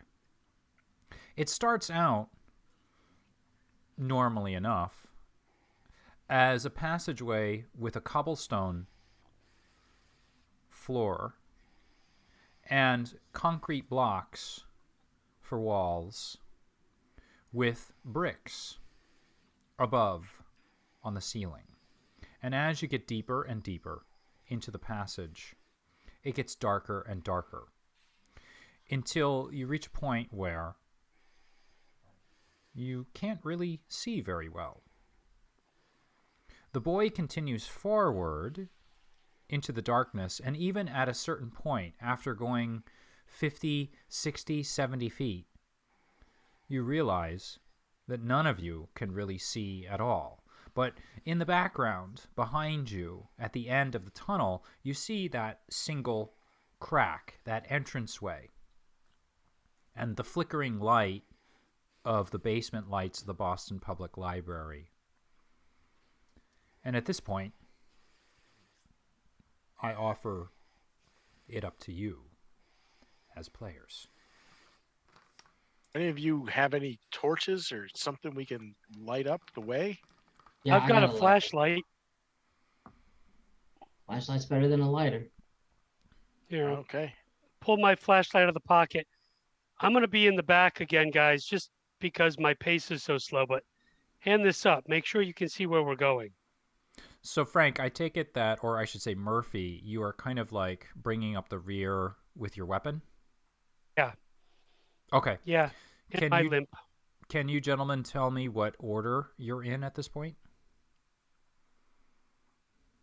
I assume the kid and I are right up front.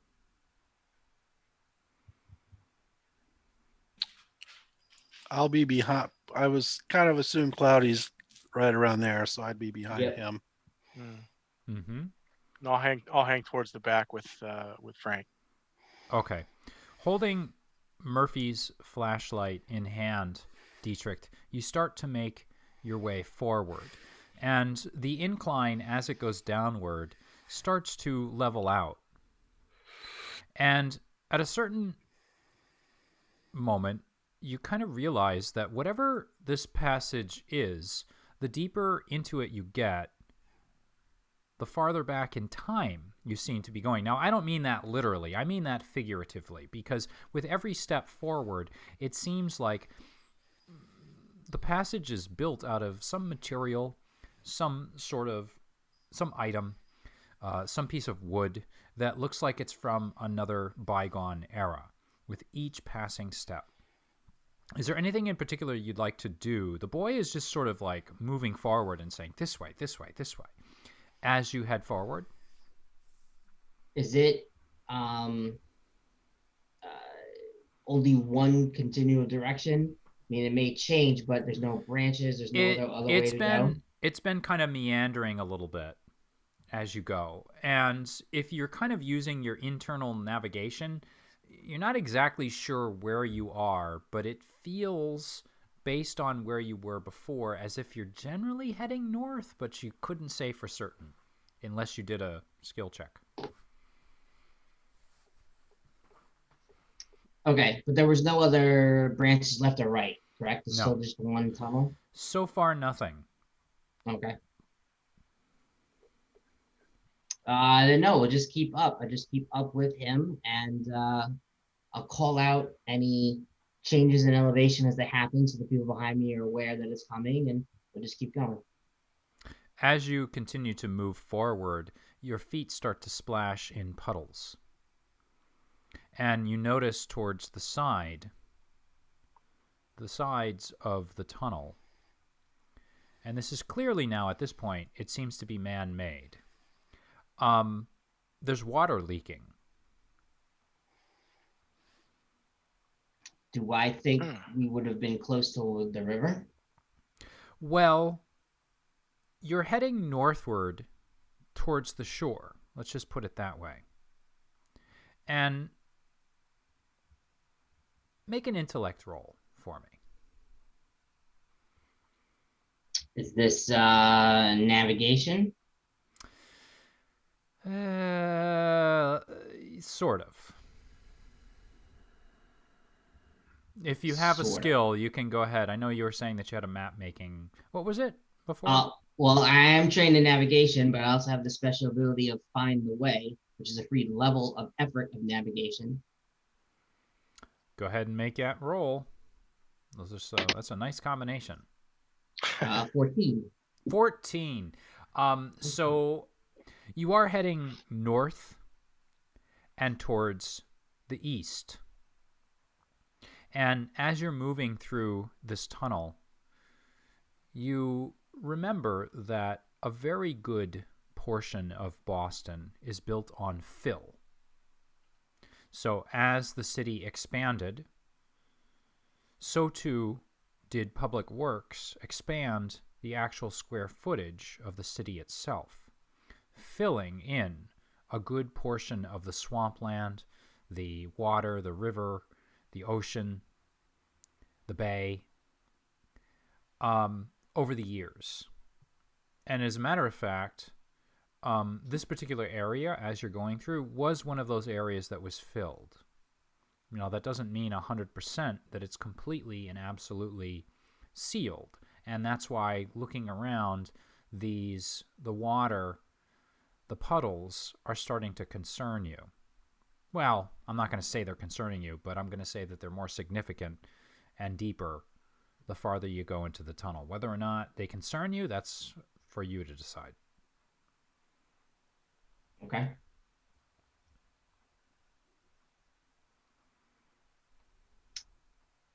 Yeah, man, I guess we'll keep going, and there's no other choice.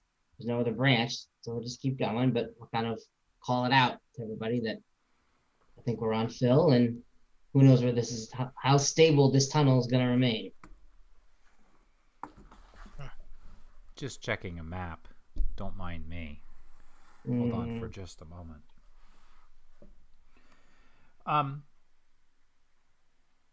How far do you want to just go, sort of head forward at this point? It seems like as you look ahead, the tunnel is just going on and on and on. The water gets a little bit deep. It's coming up to, we'll say it's above the soles of your boots at this point. But it hasn't gone any deeper than that. And the deeper you get into the tunnel, the more the water is rushing past your feet. But the height of it stays the same. I ask if we are going where we expect. I don't know. Based on the earlier roll, do I know if we're definitely going in the right way? You are heading towards the north and the east, which is the general direction of the Old North Church. Okay. Cloudy. Yeah, I say, yeah, we're still going the right way. I just not 100% sure how far. I want to ask Cloudy. Have you been here before? Is this normal? This water? Cloudy looks at you and he says, "Not exactly. I in another place I've been here, but not here, if you know what I mean. Maybe you don't. I've been in the labyrinths, but I haven't been here before. It's very difficult to explain."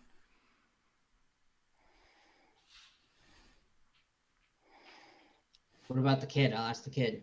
He's still adamant that we're going the right way? The kid is very certain at this point, and he's like, "Let's just go. This is a lot easier." He looks up at Cloudy. "This is a lot easier than we thought it was going to be. I'm not even worried right now. Let's just go. We know we have to wake them up." I'll keep going with him. Yeah, press on. They keep pressing on at this point until you actually come to, at a certain point, a crevice. And the crevice is something, it's probably a good, looking at it, 5 or 6 feet across, and flowing out of the walls from where the crevice is a lot of water. And it's filling this enclosed area with the reverberating sounds of flowing water as you move forward. When you reach this crevice, however, you're forced to stop.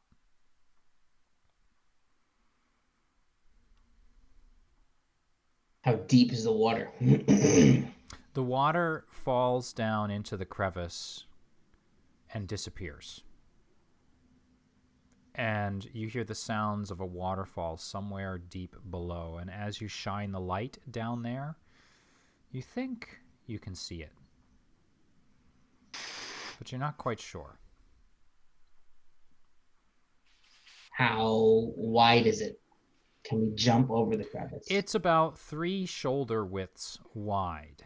As far as getting across, well, I see what you're saying. From side to side in the passage, it's about 3 shoulder widths. Going across it, it's 5 or 6 feet. And it varies because it's more like a large, like I said, it's a large crevice. You might, if you got a really quick running start. Looking around, though, you can see bricks that are sort of sticking out of the walls. You can see logs, and you can see wood that's fallen around, or wood that's holding it up as supports to use to get you across if you wanted to try it. The boy's looking at it, and he looks very nervous. Yeah, and we can find some planks to put down and make a makeshift bridge. Looking around, you could make yourself a bridge. There are a lot of waterlogged boards laying about. All right. Do any of you have bridge building skills? No, but I do have foraging skill, which maybe makes me find the best pieces of wood. I'm okay with that. Okay. I'm all right with that. I've got some rope. Anyone, can we use the rope? You tell me. It sounds like you Well, can start yeah, to if you put the something board together. down, I can get across and tie the rope off on the other side so you guys have something to hold on to as you come across. So why don't you give What could me... go wrong? I know, right? What could go wrong at all? This is where the first member of the cast passes away, moves on. Z, Yes. tell me about your foraging skill, and tell me about anything else you'd like to lose. You'd like to. Not a Sorry.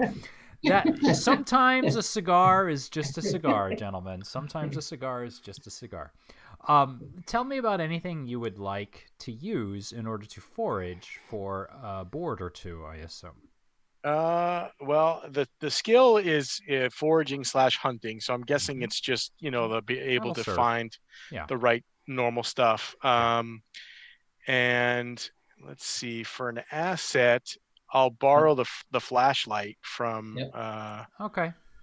from TBD, and Get a really good look. yeah, I don't. I don't think I'm going to use effort on this. I'll chance it. So I'll knock it down. Why I'll use knock it down effort to build a bridge Yeah. strong enough to carry? Yeah, you know what? When you put it Dietrich that across. way, Yeah. I will use effort then. He will use his strong faith. Right. Yeah. That's right. Faith does not count as an asset. I'm so sorry. It's not a. So Okay. doing all that, I will make the roll, and Yeah. the roll is a 9. It's not great, but it's a 9. So You are able to find a board that looks darn strong. It's just the right length, just the right width. And you kind of step back for a moment just to take a look at Dietrich, and you're doing those little calculations in your head, like, okay, how much does he weigh? How much is that? What's the strength of the board? You forage for that board, and then proudly lay it down across the crevice. should we send the kid over first and have him? No, I'll go over first. All right. And have him jump on it a few Well, times. he just weighs the least. That was my only thought, Oh, but that's all right. Sure. I got the balance for this. I'll go over first. Okay. I So take you the actually. flashlight, I'll take the rope. He's a graceful explorer. So I'm a graceful. Oh, explorer. that's true. Excellent. All right, I love this. All right, so tell me about what you're doing to ease the task difficulty. What do you got? First, Throw it at I me. am trained in balance. Got it? Number 2, I will use speed effort. Right, speed is for dexterity. Got it. And then I guess the flashlight to see the way. Make sure I don't slip in anything. Sure. To make sure of your footing. All right, go ahead and make your roll. 11. You make it. 11. All right. How does it look? Tell me how this looks.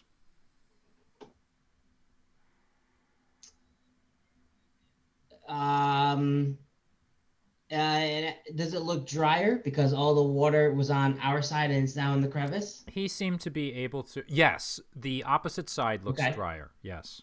Okay. Okay. Good.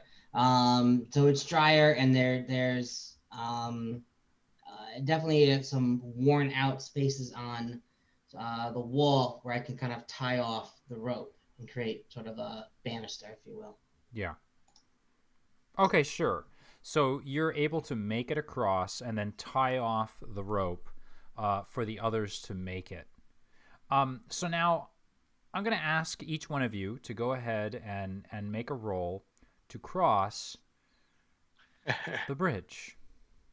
And I'm going to just sort of,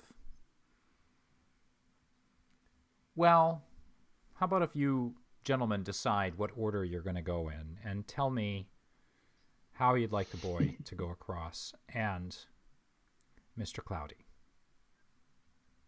We have rope. Did somebody have a rope? we do have a rope. It's tied Yeah, up. So Murphy it's managed like to. a Yeah, so banister. Dietrich took it across. He got tied a it off. handrail. So now you've Okay. got something to kind of hold on to. All right. I think we send the boy across first if he's comfortable with the rope.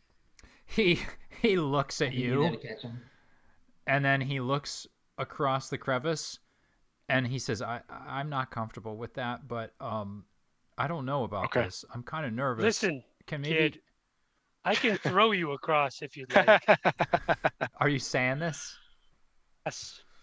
The kid looks frightened at that. And when you say that, Cloudy looks at you. You should not be joking like that. Leave the child alone. Please. You're only That'd going be to make helpful. things worse. TBD could catch him. And I go halfway and stick a hand out. The feeling that you get is that if you go out on this board, probably with the two of you on it, it might be, it's a little bit probably heavier than you're wanting to I'm going to test. step forward and kneel down and look the kid right in the eye. And as I do, I'm just going to motion down towards my boot where my cat Mars sidles out around my leg. He looks down at the cat. I and say, smiles. boy, I believe my sure-footed friend will guide you across the board. Why don't you follow him? Hold on to the rope, but he will show you the way. He's calmed by this now. And he looks up at Murphy as if to say, see, that's the way you calm someone my age. And then he looks back. I'll throw you and my cat across this crevice. I can do the cat too. Hey, it's not Halloween yet, so no messing with the cat. This I'm cat's going to gotta make nominate it. James for experience for that. Oh, cool. Okay. Thank you. Right on. All right. So I James, get an XP point. there you go. I like that. I will use that to re-roll when I fall into the hole. It's just going to come out as a wash, but at least you're probably going to make it. So the boy is obviously happy about this, and he, with the help of Mars, makes his way almost with ease across. And everyone's sort of impressed by the fact that you've now done this. And certainly in Cloudy's eyes, he looks to you and doesn't say anything. He just simply nods as if to say thank you. I nod back, and as I'm not facing the child, I look back at everyone else. Well, good luck to me then. And I go and I grab the rope. Go ahead and make your roll. I If you'd like to expend effort or am going to expend effort, yes. I'll say right off the bat that the rope is just I'm going to say that the rope is like sort of an automatic asset here. And if you'd I know we're not really supposed to be doing this, but you can go ahead and use a second asset of the flashlight. Yeah, I tell TBD, shut it at my feet. I need to look at my feet. All right, yeah, so I have the asset, the rope, and I'm going to expend effort of my speed. Yeah. All right.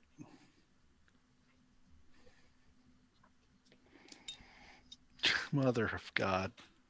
I do need to roll this XP again. I rolled a 1. A 1? Yeah, can I burn XP on this, or how does this work? That's oh, wait a minute. Let's go to our special rolls just to double check here. I want to make All sure. the criticals in the world, and here we are at the one over a pit. So here's the thing: is that with a roll of a 1, the GM can make a free intrusion, and I do not reward XP for that. So I am obligated, as a duly designated representative of the Cipher System Gaming Masters, to add in a GM intrusion for your roll, and I'm not going to be awarding XP for this. I want to add that a GM intrusion is not necessarily a bad thing. It's just an interesting thing. You can, however, refuse this by spending an XP. But in this case, you're just going to re-roll it anyway. So if you want to re-roll it, you can go ahead and burn your XP, or you can go with my intrusion. By intrusion, is this like a bad intrusion, or I just appear on the other side? With coffee. I'm No, fuzzy on this whole because intrusion thing. the whole intrusion thing is not necessarily meant to be bad. It's to make things more interesting. It doesn't necessarily mean that you made a botch with a 1 roll, but it could complicate things. I'm not going to tell you how because I'd rather just sort of surprise people. But on the other hand, if you want to refuse it or actually, in this particular case, if you want to spend your XP, and you can just do a reroll. So I'll remind everybody watching at home that, oops, that was the wrong screen. But I'll remind everyone at home that players can spend 1 XP in order to reroll any roll in the game, even a roll that the player did not make. And now that's an important point. But do you want to reroll? Just cost you 1 XP. How deep is this crevice? Could barely see the bottom.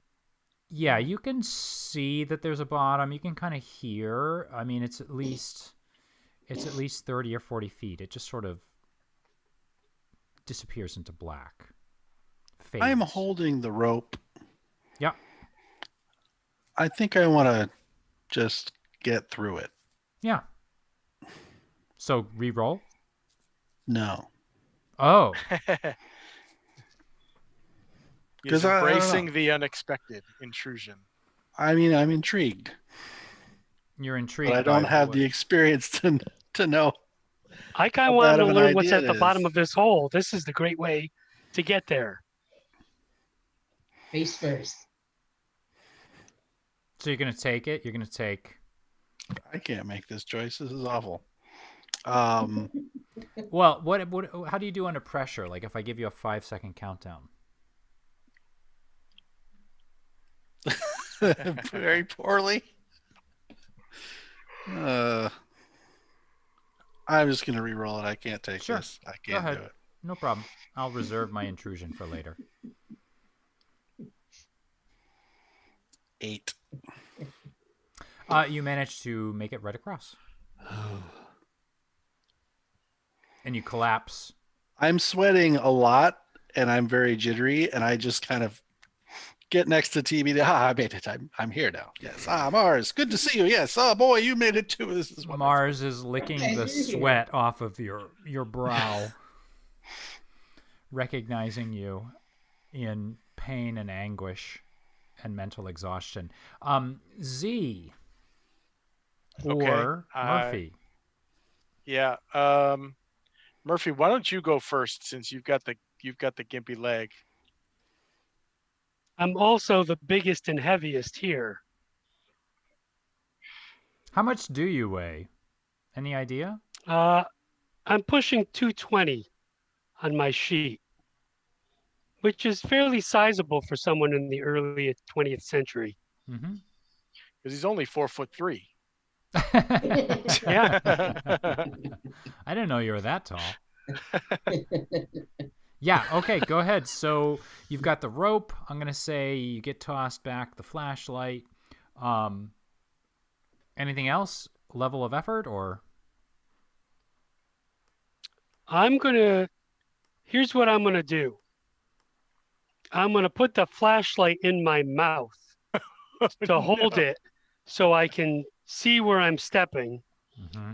My left hand will be on the rope, and my Okay. right hand is going to be grabbing on to whatever I can on the wall face. The brick Sure. sticking out Yeah, as an added piece of support, yeah. and I will be using a might check to pull off my weight or try to alleviate some of that from the board beneath my feet. Yeah.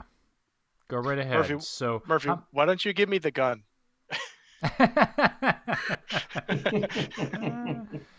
No. So how many levels are you easing the task? Was that 3? So Just want to double check. 2 for the might effort, Yeah. 1 for an asset. Okay. And I Go really ahead. I don't have any skills I can leverage in this case. Yeah. I rolled a 16. You're totally fine. You make it right across with ease. No sweat, see? And with that, Cloudy, looks at you, Z, and asks, "Who's next?" You may go. I'll go last if that's all right. He nods, takes a deep breath, steps up to the edge of the crevice, puts his foot on the board, taps the heel of his boot onto the board a few times, looks down, immediately looks up as if he were filled with fear at what he saw down there, takes hold of the rope, and then slowly but surely begins to pull himself across step by step. And as you watch, you can see that his nervous, kind of herky-jerky motions are causing the board to bounce ever so slightly, and you can kind of see that it's moving such that if he keeps taking this course and he keeps moving in this way, it might actually flip off the edge. I yell over across the TBD and I say, stabilize the board, and I'll do the same thing on the other end and just kind of grasp it down. Go ahead and make rolls for this, both of you, please. All right. Might using any. I'll use a might check, I think. Strength effort. Sure. You could equally call it speed, maybe just to get down there quick enough. Yeah, actually, you know what? I'll do speed instead because I'm lower on might, and that is a 10. You got your end. All right, I'm gonna use 2 efforts worth of might. Since I'm already there, just kind of lean on it and hold on to it. Okay. Woo! Another nat 20. I'm killing it today. Nice. My goodness. So you're both able to make it there to the board. Cloudy makes it across. Do you want to use your 20 for a major intrusion?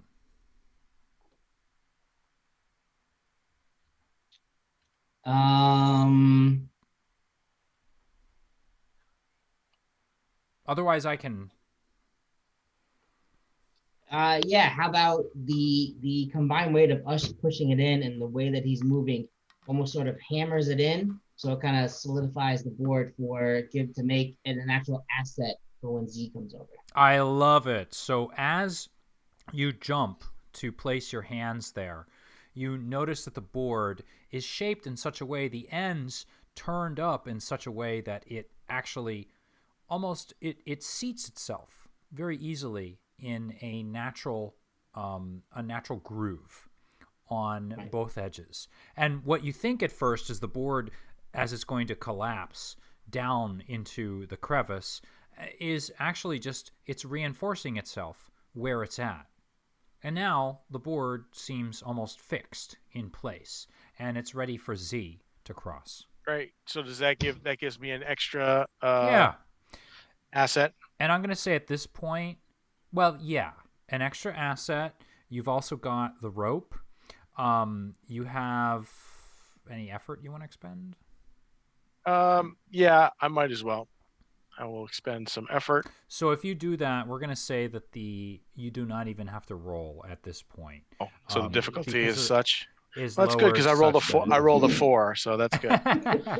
That probably would have made it, but at any rate, you managed to make it across, and now all of you are over on the other side, and ready to progress forward. And as you do, the boy starts forward, and he's just barreling. He's like, I think I know where it is now. I think I know where it is. And unless you're stopping him, Cloudy is going to sort of pursue him, and you're hobbling I'll stay forward. right with him. That's okay. I do want to, before we do that, though, I want to make sure we pull up the board and put it on our side of the crevice. Yeah, so that sure. somebody following us would not have access to it. Yeah, absolutely. So you're able to do that with ease. And so the boy starts barreling forward, and it's quite a few minutes that you're just running deeper and deeper and deeper into this passage. And at a certain point, you can see in the distance a pinpoint of light. The light at the end of the tunnel. Are you just continuing forward? Yes, but as we get closer, I want to try and slow him down a little bit so we can kind of stealth our way up to the entrance. Easing him back, he sort of gets what you're getting at here, and his excitement dies down, and he tries to persuade you just for a moment that he wants to rush. I want to rush forward. Let's go. Let's get this done. But then you are able to remind him that you're not really sure where you're going and all of that stuff, and he manages Who's to waiting slow. on the other side, and yeah. He manages to slow himself down. So the ground beneath your feet changes, and you go from this oddly cobblestone sort of ground to a different set of stones. They're more like bricks, and they shift very suddenly, as if two tunnels had at a certain point come together and been joined. And indeed, looking around you, you can kind of almost see how the wood changes. On one side, it's made from one particular kind of wood. On the other side, it's made from another type of wood. And it looks almost like the architecture of this tunnel itself has suddenly changed, as if it were built by one crew on one side and another crew on the other, the one that you just came from. Moving forward now, you see gentle arches, 2 or 3 on each side. Each one is about 6 to 8 feet long, and each one is bricked up. They're covered in cobwebs as you move forward.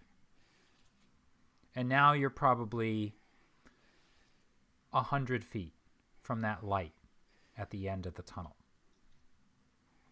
Looking to the right, it's almost like a pair of bunk beds, these 2 arches. Looking to the left, another pair of arches. Stepping forward 6 or 10 feet, we have another pair and another pair on both sides. And all of them are bricked up, covered in cobwebs.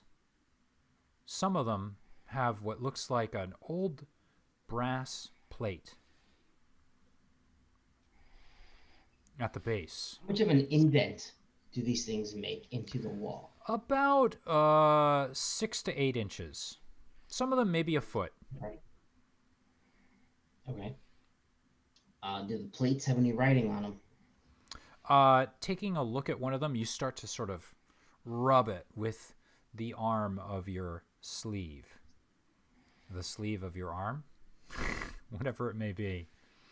And you start to see names and dates. And you realize that you're in the crypt beneath The church. the Old North Church. You're entering it. You don't recognize. You rub off a few of the plates, clear away the cobwebs, get rid of the dust and debris. And you realize that these are the dead. And you're in the crypts. Most likely somewhere beneath the church, or perhaps beneath the church's property.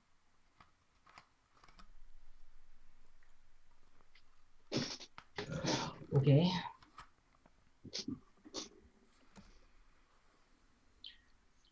I asked the boy, "What is this? Who you came to wake up? Please tell me this is not who you came to wake up." He looks at you. What do you mean? Yes, someone in here, Mr. Childs, Mrs. Childs, and Lizzie. We came to wake them up. They're in here somewhere. And he starts to run down the hall, and he's looking at different plates and plaques and trying to sort of figure out which one could be the one, or one of 3 that he's looking for. Cloudy, All what do right. you know about this? We're I'm not gonna here say to what's raise dead. the dead. Cloudy looks at you and shrugs. we're not here to raise the dead either. We're just waking up those that have been sleeping.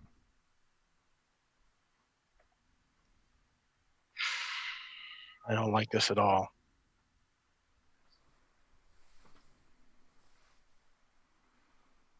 Been a day full of oddity. He looks at all of you. You've done more than what we've asked, and we appreciate that. You don't need to go any farther. We can take it from here. I'm not sure how well we'll do, but when we awaken the three sleepers, well, we'll have done what we came here to do. You're not obligated to help us at all, though I can't believe that Coatsworth won't try something. You can go back if you want. I'll stay here with the boy. But you, again, have done more than we asked. It's your Now choice. is as good a time as any, Cloudy. Boy, what is your name? What do they call you? The boy stops. My name? They call me Pascal.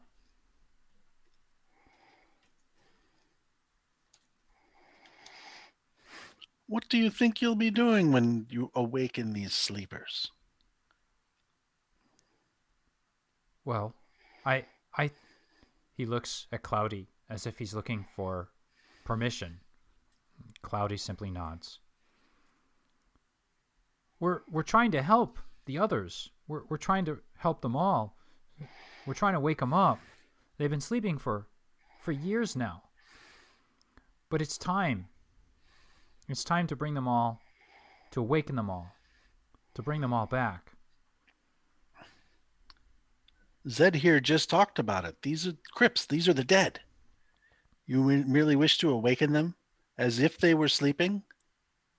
Where will you bring them? What will they do? He looks at Cloudy with this sort of look of confusion, as if Cloudy had told him one thing and you are now telling him another.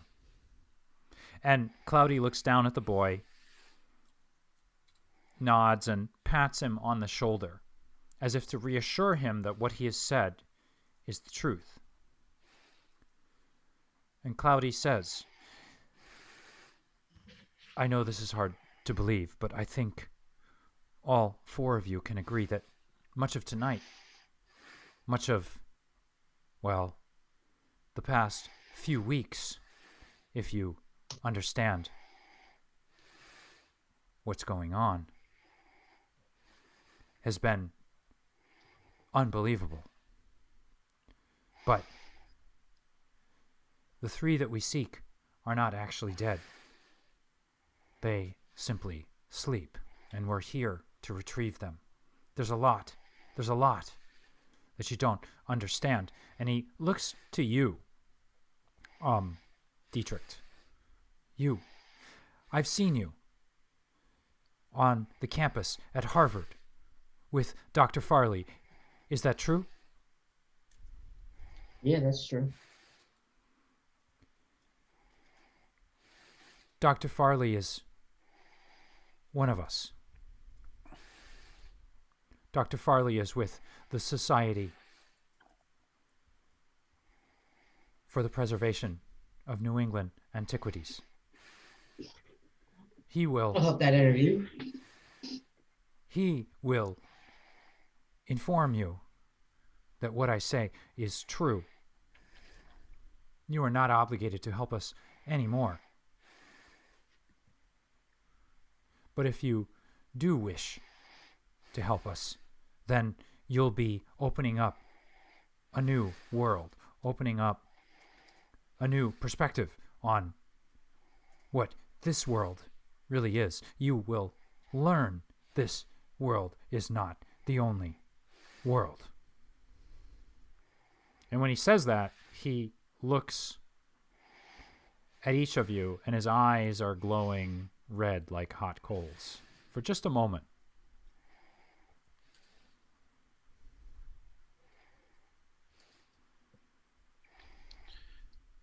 What do you need? How do you waken these people up? The boy can find them if given the time. He just needs a few moments. Once we find them, you'll at least not have the answers, but you'll have perhaps more questions. How did they come to be sleeping for so many years? They come from another place, another time that shares space and time with Boston, with this world, with this universe.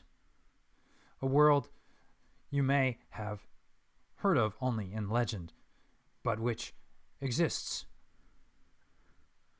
Some kind of Atlantis? What do you mean? He laughs at that. Perhaps Atlantis is one of those worlds, but it's not the world that you understand it to be. There are other worlds than these. There are many worlds.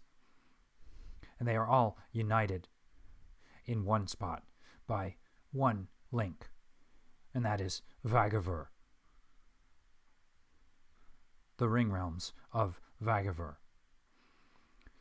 They hold all worlds together, all times, all spaces. I don't have much time. And he looks at the boy and he, go. And the boy runs off and he's busily searching. If you wish to stay, then please stay and help. But if you wish to go, I don't blame you. And I thank you for what you've done. Perhaps at some point in the future, I will be able to properly thank you. It's your choice. But we need to awaken the sleepers. How do you awaken them? They must be properly united. They must... He looks down to his pocket and he pulls from it one of those small containers that he showed you before, the pouch with the snuff in it. They must breathe again. We will awaken them, just as you have been awakened earlier tonight. Do you remember how you got to the room where you met us, the basement where you met us before? Do you remember that? Yeah. You were Combining transported. stone. You were transported by that stone to another time. That was Vagaver. Now we're back on Earth. I see that I'm exciting you, Z. You seem fascinated by my explanation. No, I'm intrigued. I've read about alternate worlds, and and even in Aquinas, angel realms and different things. Is that what we're talking about here? Is this all under God's creation? Those are the words that we use to explain them here on Earth. But that is not exactly what they all are. You'll find that things are much more complicated than that. And you want to wake these folks up to here? It's time for them to return. It's time for the lost sleepers to awaken.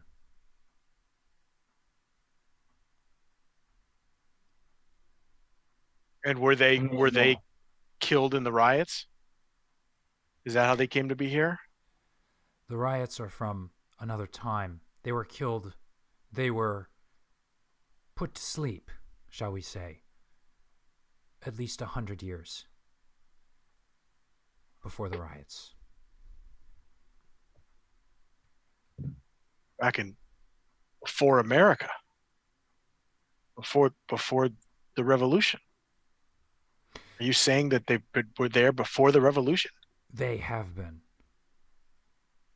They call them... They are exiles from Vagaver. They were hunted to extinction, near extinction. They escaped, only to find refuge here, in this place you call New England.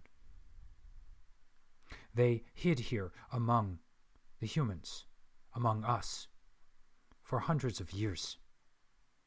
But when the humans saw them, saw what they were like, the humans began to hunt them as well, and they went into hiding. They went into sleep, and now it's time to awaken them. They were exiled. They were pariahs in their own world. But now it's time to awaken the fierce brood, those that are not trusted, those that are exiled. Here, in these passages, are a few. They are buried throughout this city you call Boston, but which is known by so many other names. You may have heard that other name, Tremontaine. Where I come from, this place, this city, is called Tremontaine.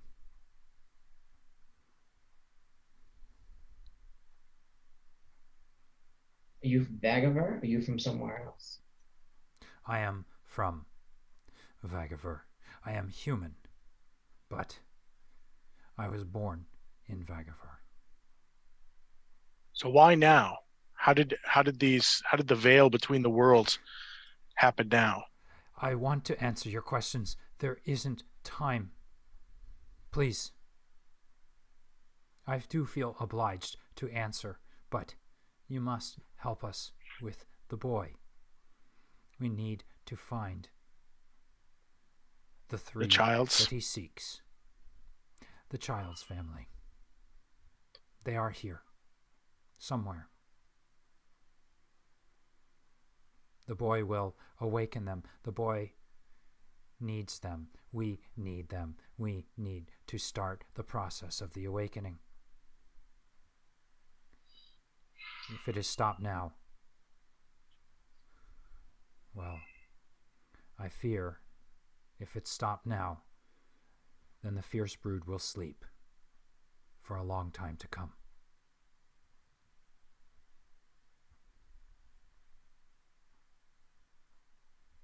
One last question before we help. Is Coatsworth a hunter? He looks down as if he's uncomfortable with this question.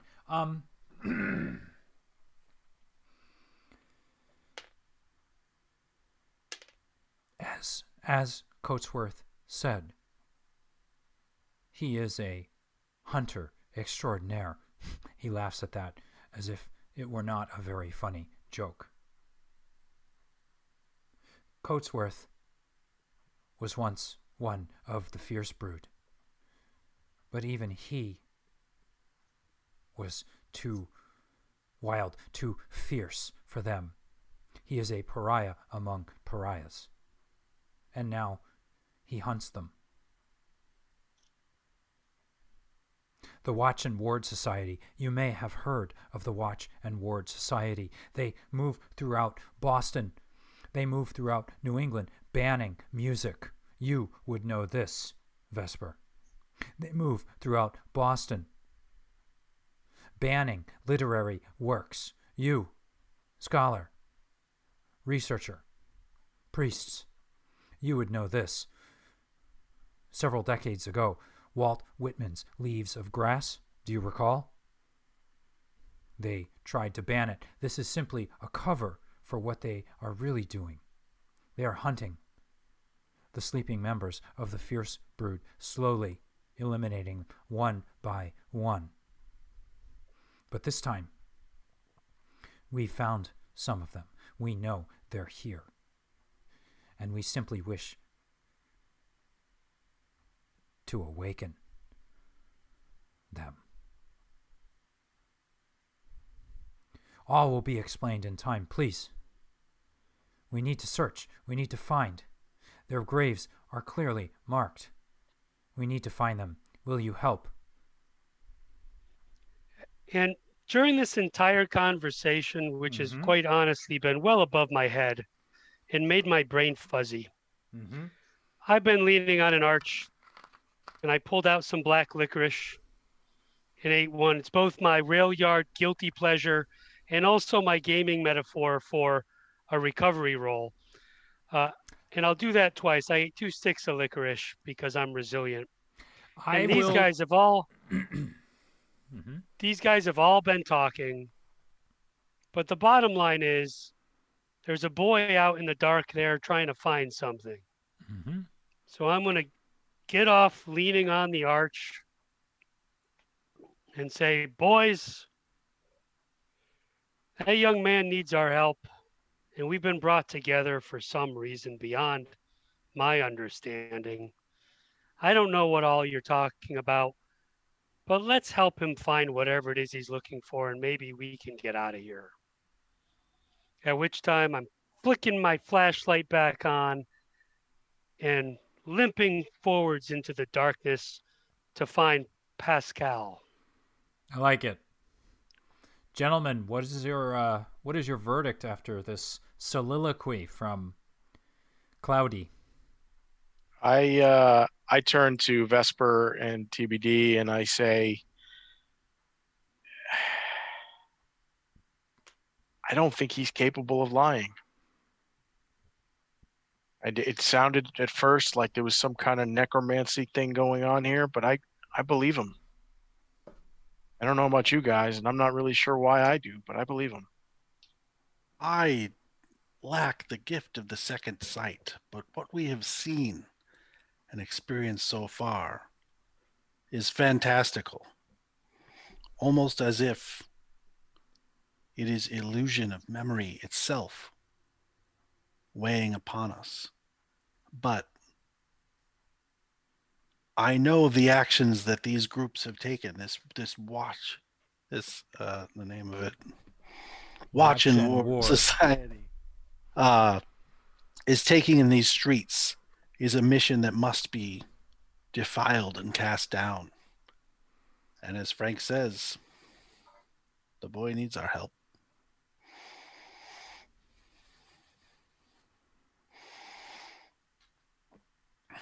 What of you, leaves Thomas? It up to you. Oh, you're waiting on me? Oh yeah, I'm it. Let's do this. All right, do it. Okay. This is someplace to go, and the only way to get answers to all these questions is to finish this work. So let's do it. All right. So you, the group of you, move off into the crypt, and actually, as you head inward, you start to kind of get your bearings. There are lights, surprisingly, in this area that are on, which is kind of strange because why would a crypt be lit? But you're not really, unless you want to, you're not really asking that question. Every so often there are Electric lanterns. lights? Yes. A light? Okay. Yes, which I would probably say that you would know off the bat is a little odd. Electricity, of course, is in common usage, but it's not maybe so common that it might be spared for crypts, which would traditionally probably be use torches and whatnot. But for whatever reason, there are electrical lights below ground here. And as you orient yourself, you kind of get an idea for where you are. There are 1,000, according to legend and rumor, there are 1,100 separate crypts in this, or separate graves within these passages, and it's surprisingly small for that. There's a lot of twists and turns as you kind of slowly work your way through it, and you're rubbing plates looking for names at this point. Is there anything you would like to do to speed this process up? I'd like to ask Pascal exactly who we're looking for again. I can't remember. So Pascal mentions that there are three people. There is a Mr. John Childs, there is an Alice Childs, and then there is an Elizabeth Childs. I want to. Oh, sorry. Go ahead. No, so it sounds like a family. Yes, Pascal confirms that with you. He, as far as he knows, it is a family. Do we know when they were buried or interred down here? Yeah, is there a date? Talking to Pascal, it sounds like it's somewhere in the, at this point, I've forgotten the exact date, but I'm going to say it's around the late 1700s. So probably an older section. Yeah. So does it look like there's a chronological order to these tombs? Taking a look, yes, it does. So it looks like the first tombs are in the center, and then the older or the newer tombs are on the outskirts of the crypt. So in other words, it looks like they started burying people in the center and then worked their way out. And taking a look through all of the passages, indeed, it looks like there are areas on the outer edges of the crypt that were freshly dug and freshly buried. So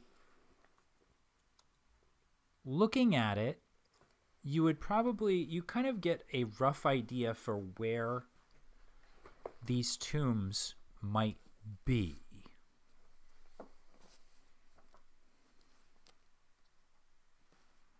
So we'll make our way to that center, I guess, if that's the earlier. If it'll help, I'm also trained in tasks related to figuring out how to solve problems with multiple solutions. Oh, wonderful. That's literally what the skill today is. That's literally what you are skilled That in. what? Okay. Anything from Equations floating in the crossword? air. Yeah, crossword puzzles to nuclear bombs. You Right. got it. Amazing. That's it. You've got Trained in all of it. So would someone? So you get the impression that you're on the right track. However, you don't really have anything to verify. Tell me some of the ways that you want to search for this tomb.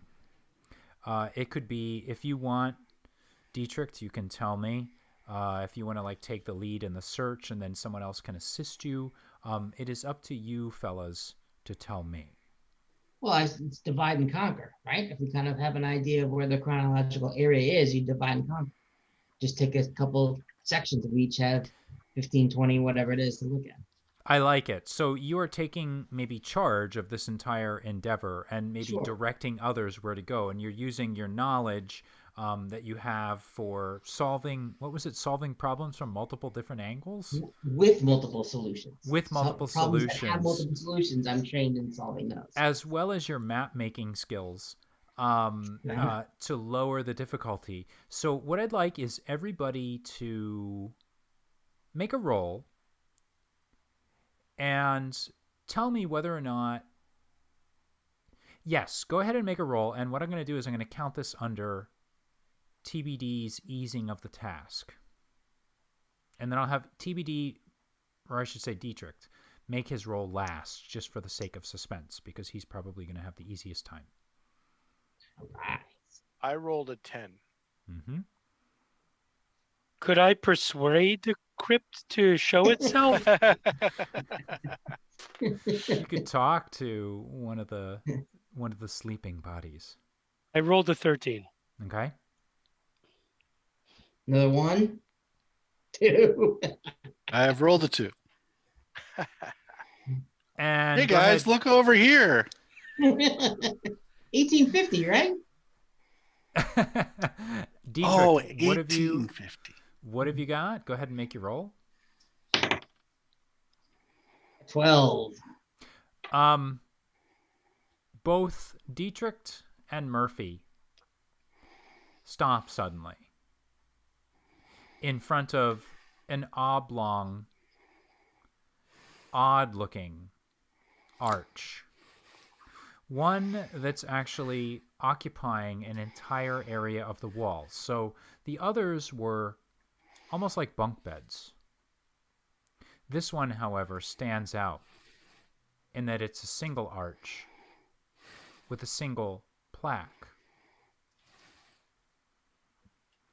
And as you lean forward and use your sleeve to rub that plaque, slowly it clears, and through it you start to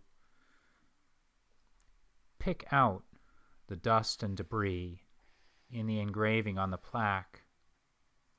And indeed, here lies the child's family. May they fly to heaven as John Childs once flew himself, inscribed on this plate. So where? Oh, go ahead. I'm sorry. I was going to ask. So, are these tombs like caskets on slabs, or like what is the? How can we tell? So what you're essentially looking at are brick walls with arches in them, and then within the arch itself is another brick wall, and the whatever's inside you haven't opened up yet. You don't know if what you're going to look at is a casket on the inside. You don't know if you're going to see an urn. You don't know if you're going to see a skeleton. So you'll have to open it up to find out. Gotcha.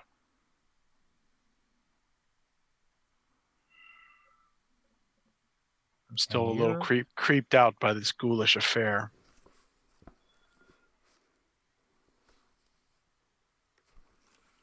But I think we found what we're looking for. Let's open it up. I'm going to step forward and try to open it. It is a brick wall, and placing your hand against it, I mean, this is at least, it's close to or around 100 years old. Now, you're just guessing, so it may, give or take 10, 20 years in either direction.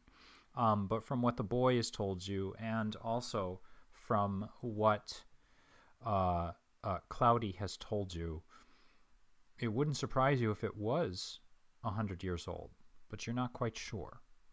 The cement is kind of loose, or the mortar, I should say, that's holding the bricks together.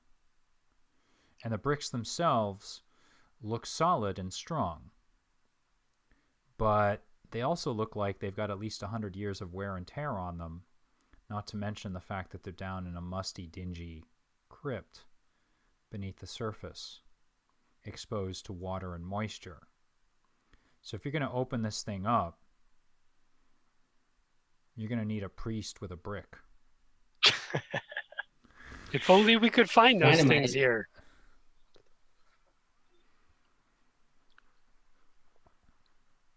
Cloudy looks at it. I don't know. I mean, there must be some way of opening it. The boy starts like pushing at it as if he could open it up himself. They're in there. I know they're in there. Doesn't appear to be any way in. Can I look around for tools?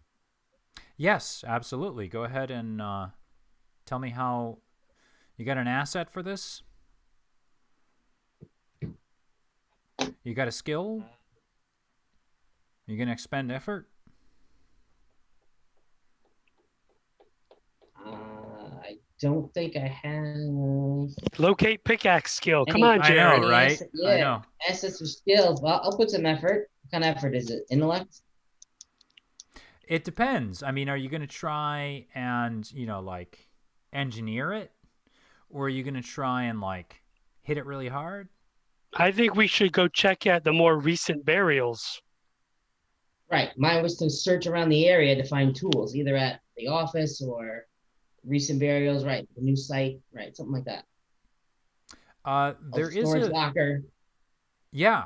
I like the way that you're going with this. I like your direction. Give me a roll. What am I doing? Intellect doesn't really matter, I guess, right? If you want to call it an intellect, that's fine. It sounds like you're using your brain to figure this out. All right, that's fine. I'll use some effort, but it doesn't really matter because that was a 1. Oof. After some searching around, you do manage to find what are some lockers, wooden lockers with some heavy-duty doors on them. And even despite the fact that you're able to open them up, and there are a few that aren't even locked, they seem empty. Now, with a 1, you have a choice here. You can re-roll that for an XP, but at this point, I am forced by the laws vested in me, by the Cipher system as a game master, to intervene with a GM intrusion. And you will get no XP for this unless you want to re-roll this. I can't re-roll. I don't have any free XP. Oh, you do not? But it only costs... Let's go to XP uses. So to make a re-roll, it costs 1 XP. Not right, 3. But I spent the 4 that I got last time on training a skill. Oh, got it. Well, all advancements all the time. Okay. Well, I don't mean to tell people what to do, but other people can spend XP to re-roll if they wish. But if no one comes forward, this marriage is going on. I say it's 2 minutes to 11. Intrude, Mr. GM. Intrude. What say you, Murphy and Vesper? I've got an XP to spare. I kind of want to open this sucker up and crack it like an egg. Use my XP. Give that another try. Use me as an asset, TBD. As a battering ram? Yes. I can hope bat. a 5 works. What's that? Hope a 5 works. A 5? That's all I got. You are able to find a rather heavy-looking chisel without a hammer.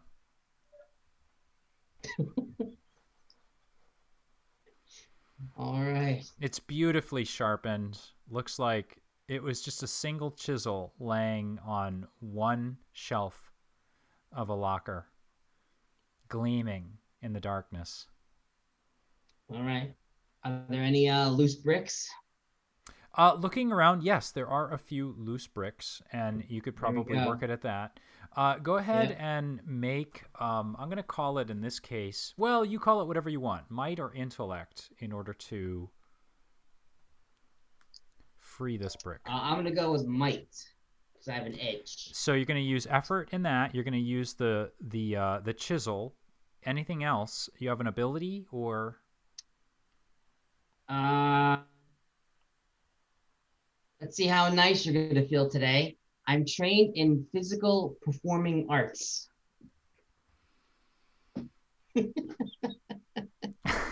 Physical performing arts? Like interpretive dance? Or do you mean sculpture? Right. Either. I think. It's just said physical performing arts. That's all it says. You're specialized or trained? I am trained. Trained. Okay. So go ahead. I'm going to say that drawing on that one sculpture class you took in 5th grade or in I hope a 10 does it. Hope a 10's enough. Banging away at that brick, it pops right out. All right. And just exposes darkness behind, and there's a puff of cloud of dust that emanates. And then as you do this, you kind of just punch your way in and through.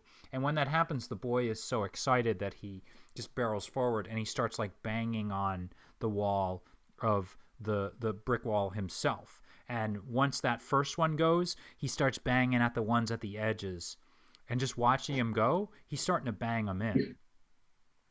And it's not too soon before I assume that you're all helping him out and pushing the wall in, and you're sort of more carefully pulling all of these bricks out as you proceed. Mm-hmm. Prying them out and tossing them to the ground. Removing the bricks layer by layer. A single beam of light makes its way into this tomb. And then as you remove another one, there's another beam, and another, and another. I'm going to hit the hole with the flashlight to try to fully illuminate inside there.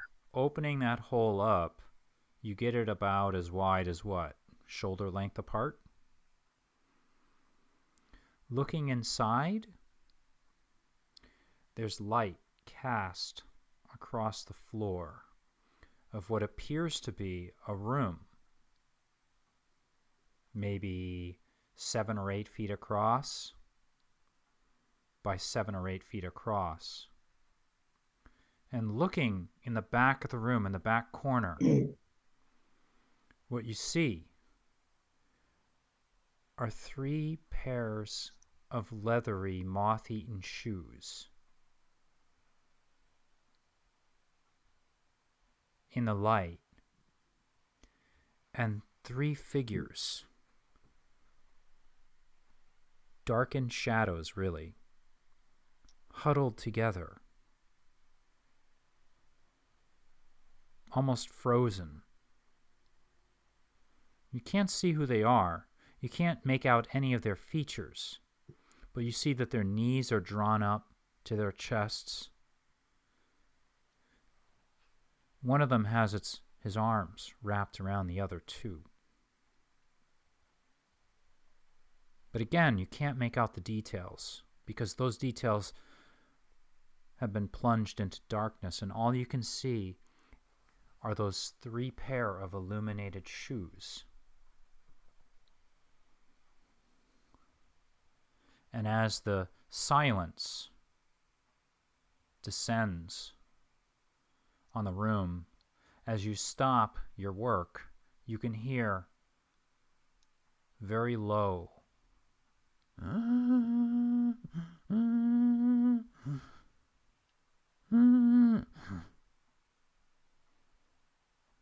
three intakes of breath. And you can see that whatever these figures are huddled together, you're not sure. It might be a trick of the light. But they rise and fall as if they were breathing with each intake. Good God, they're alive. I swear in Latin. I'm going to start pulling more bricks away.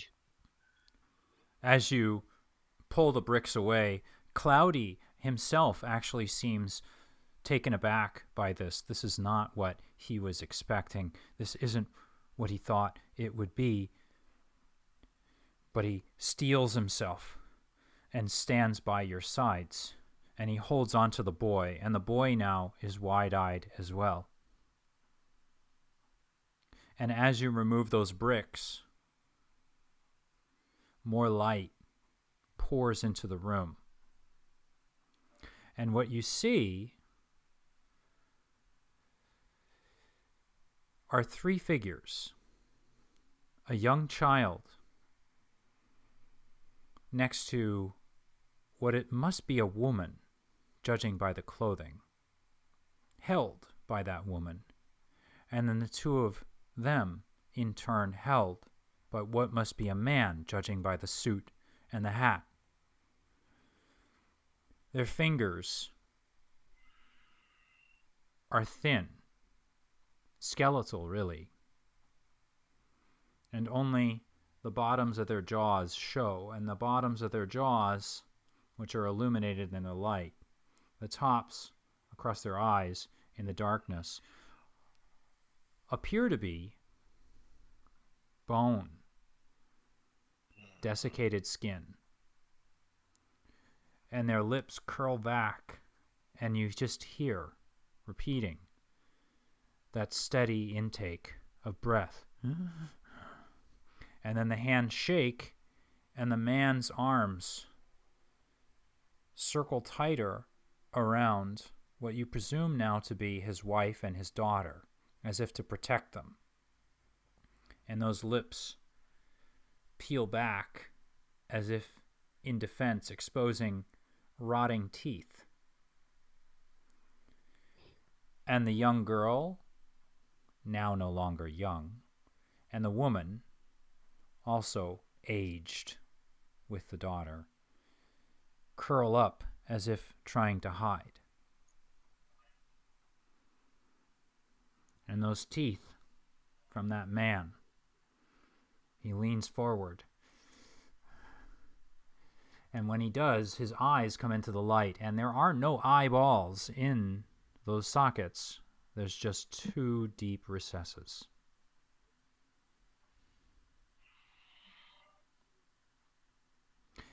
And with that,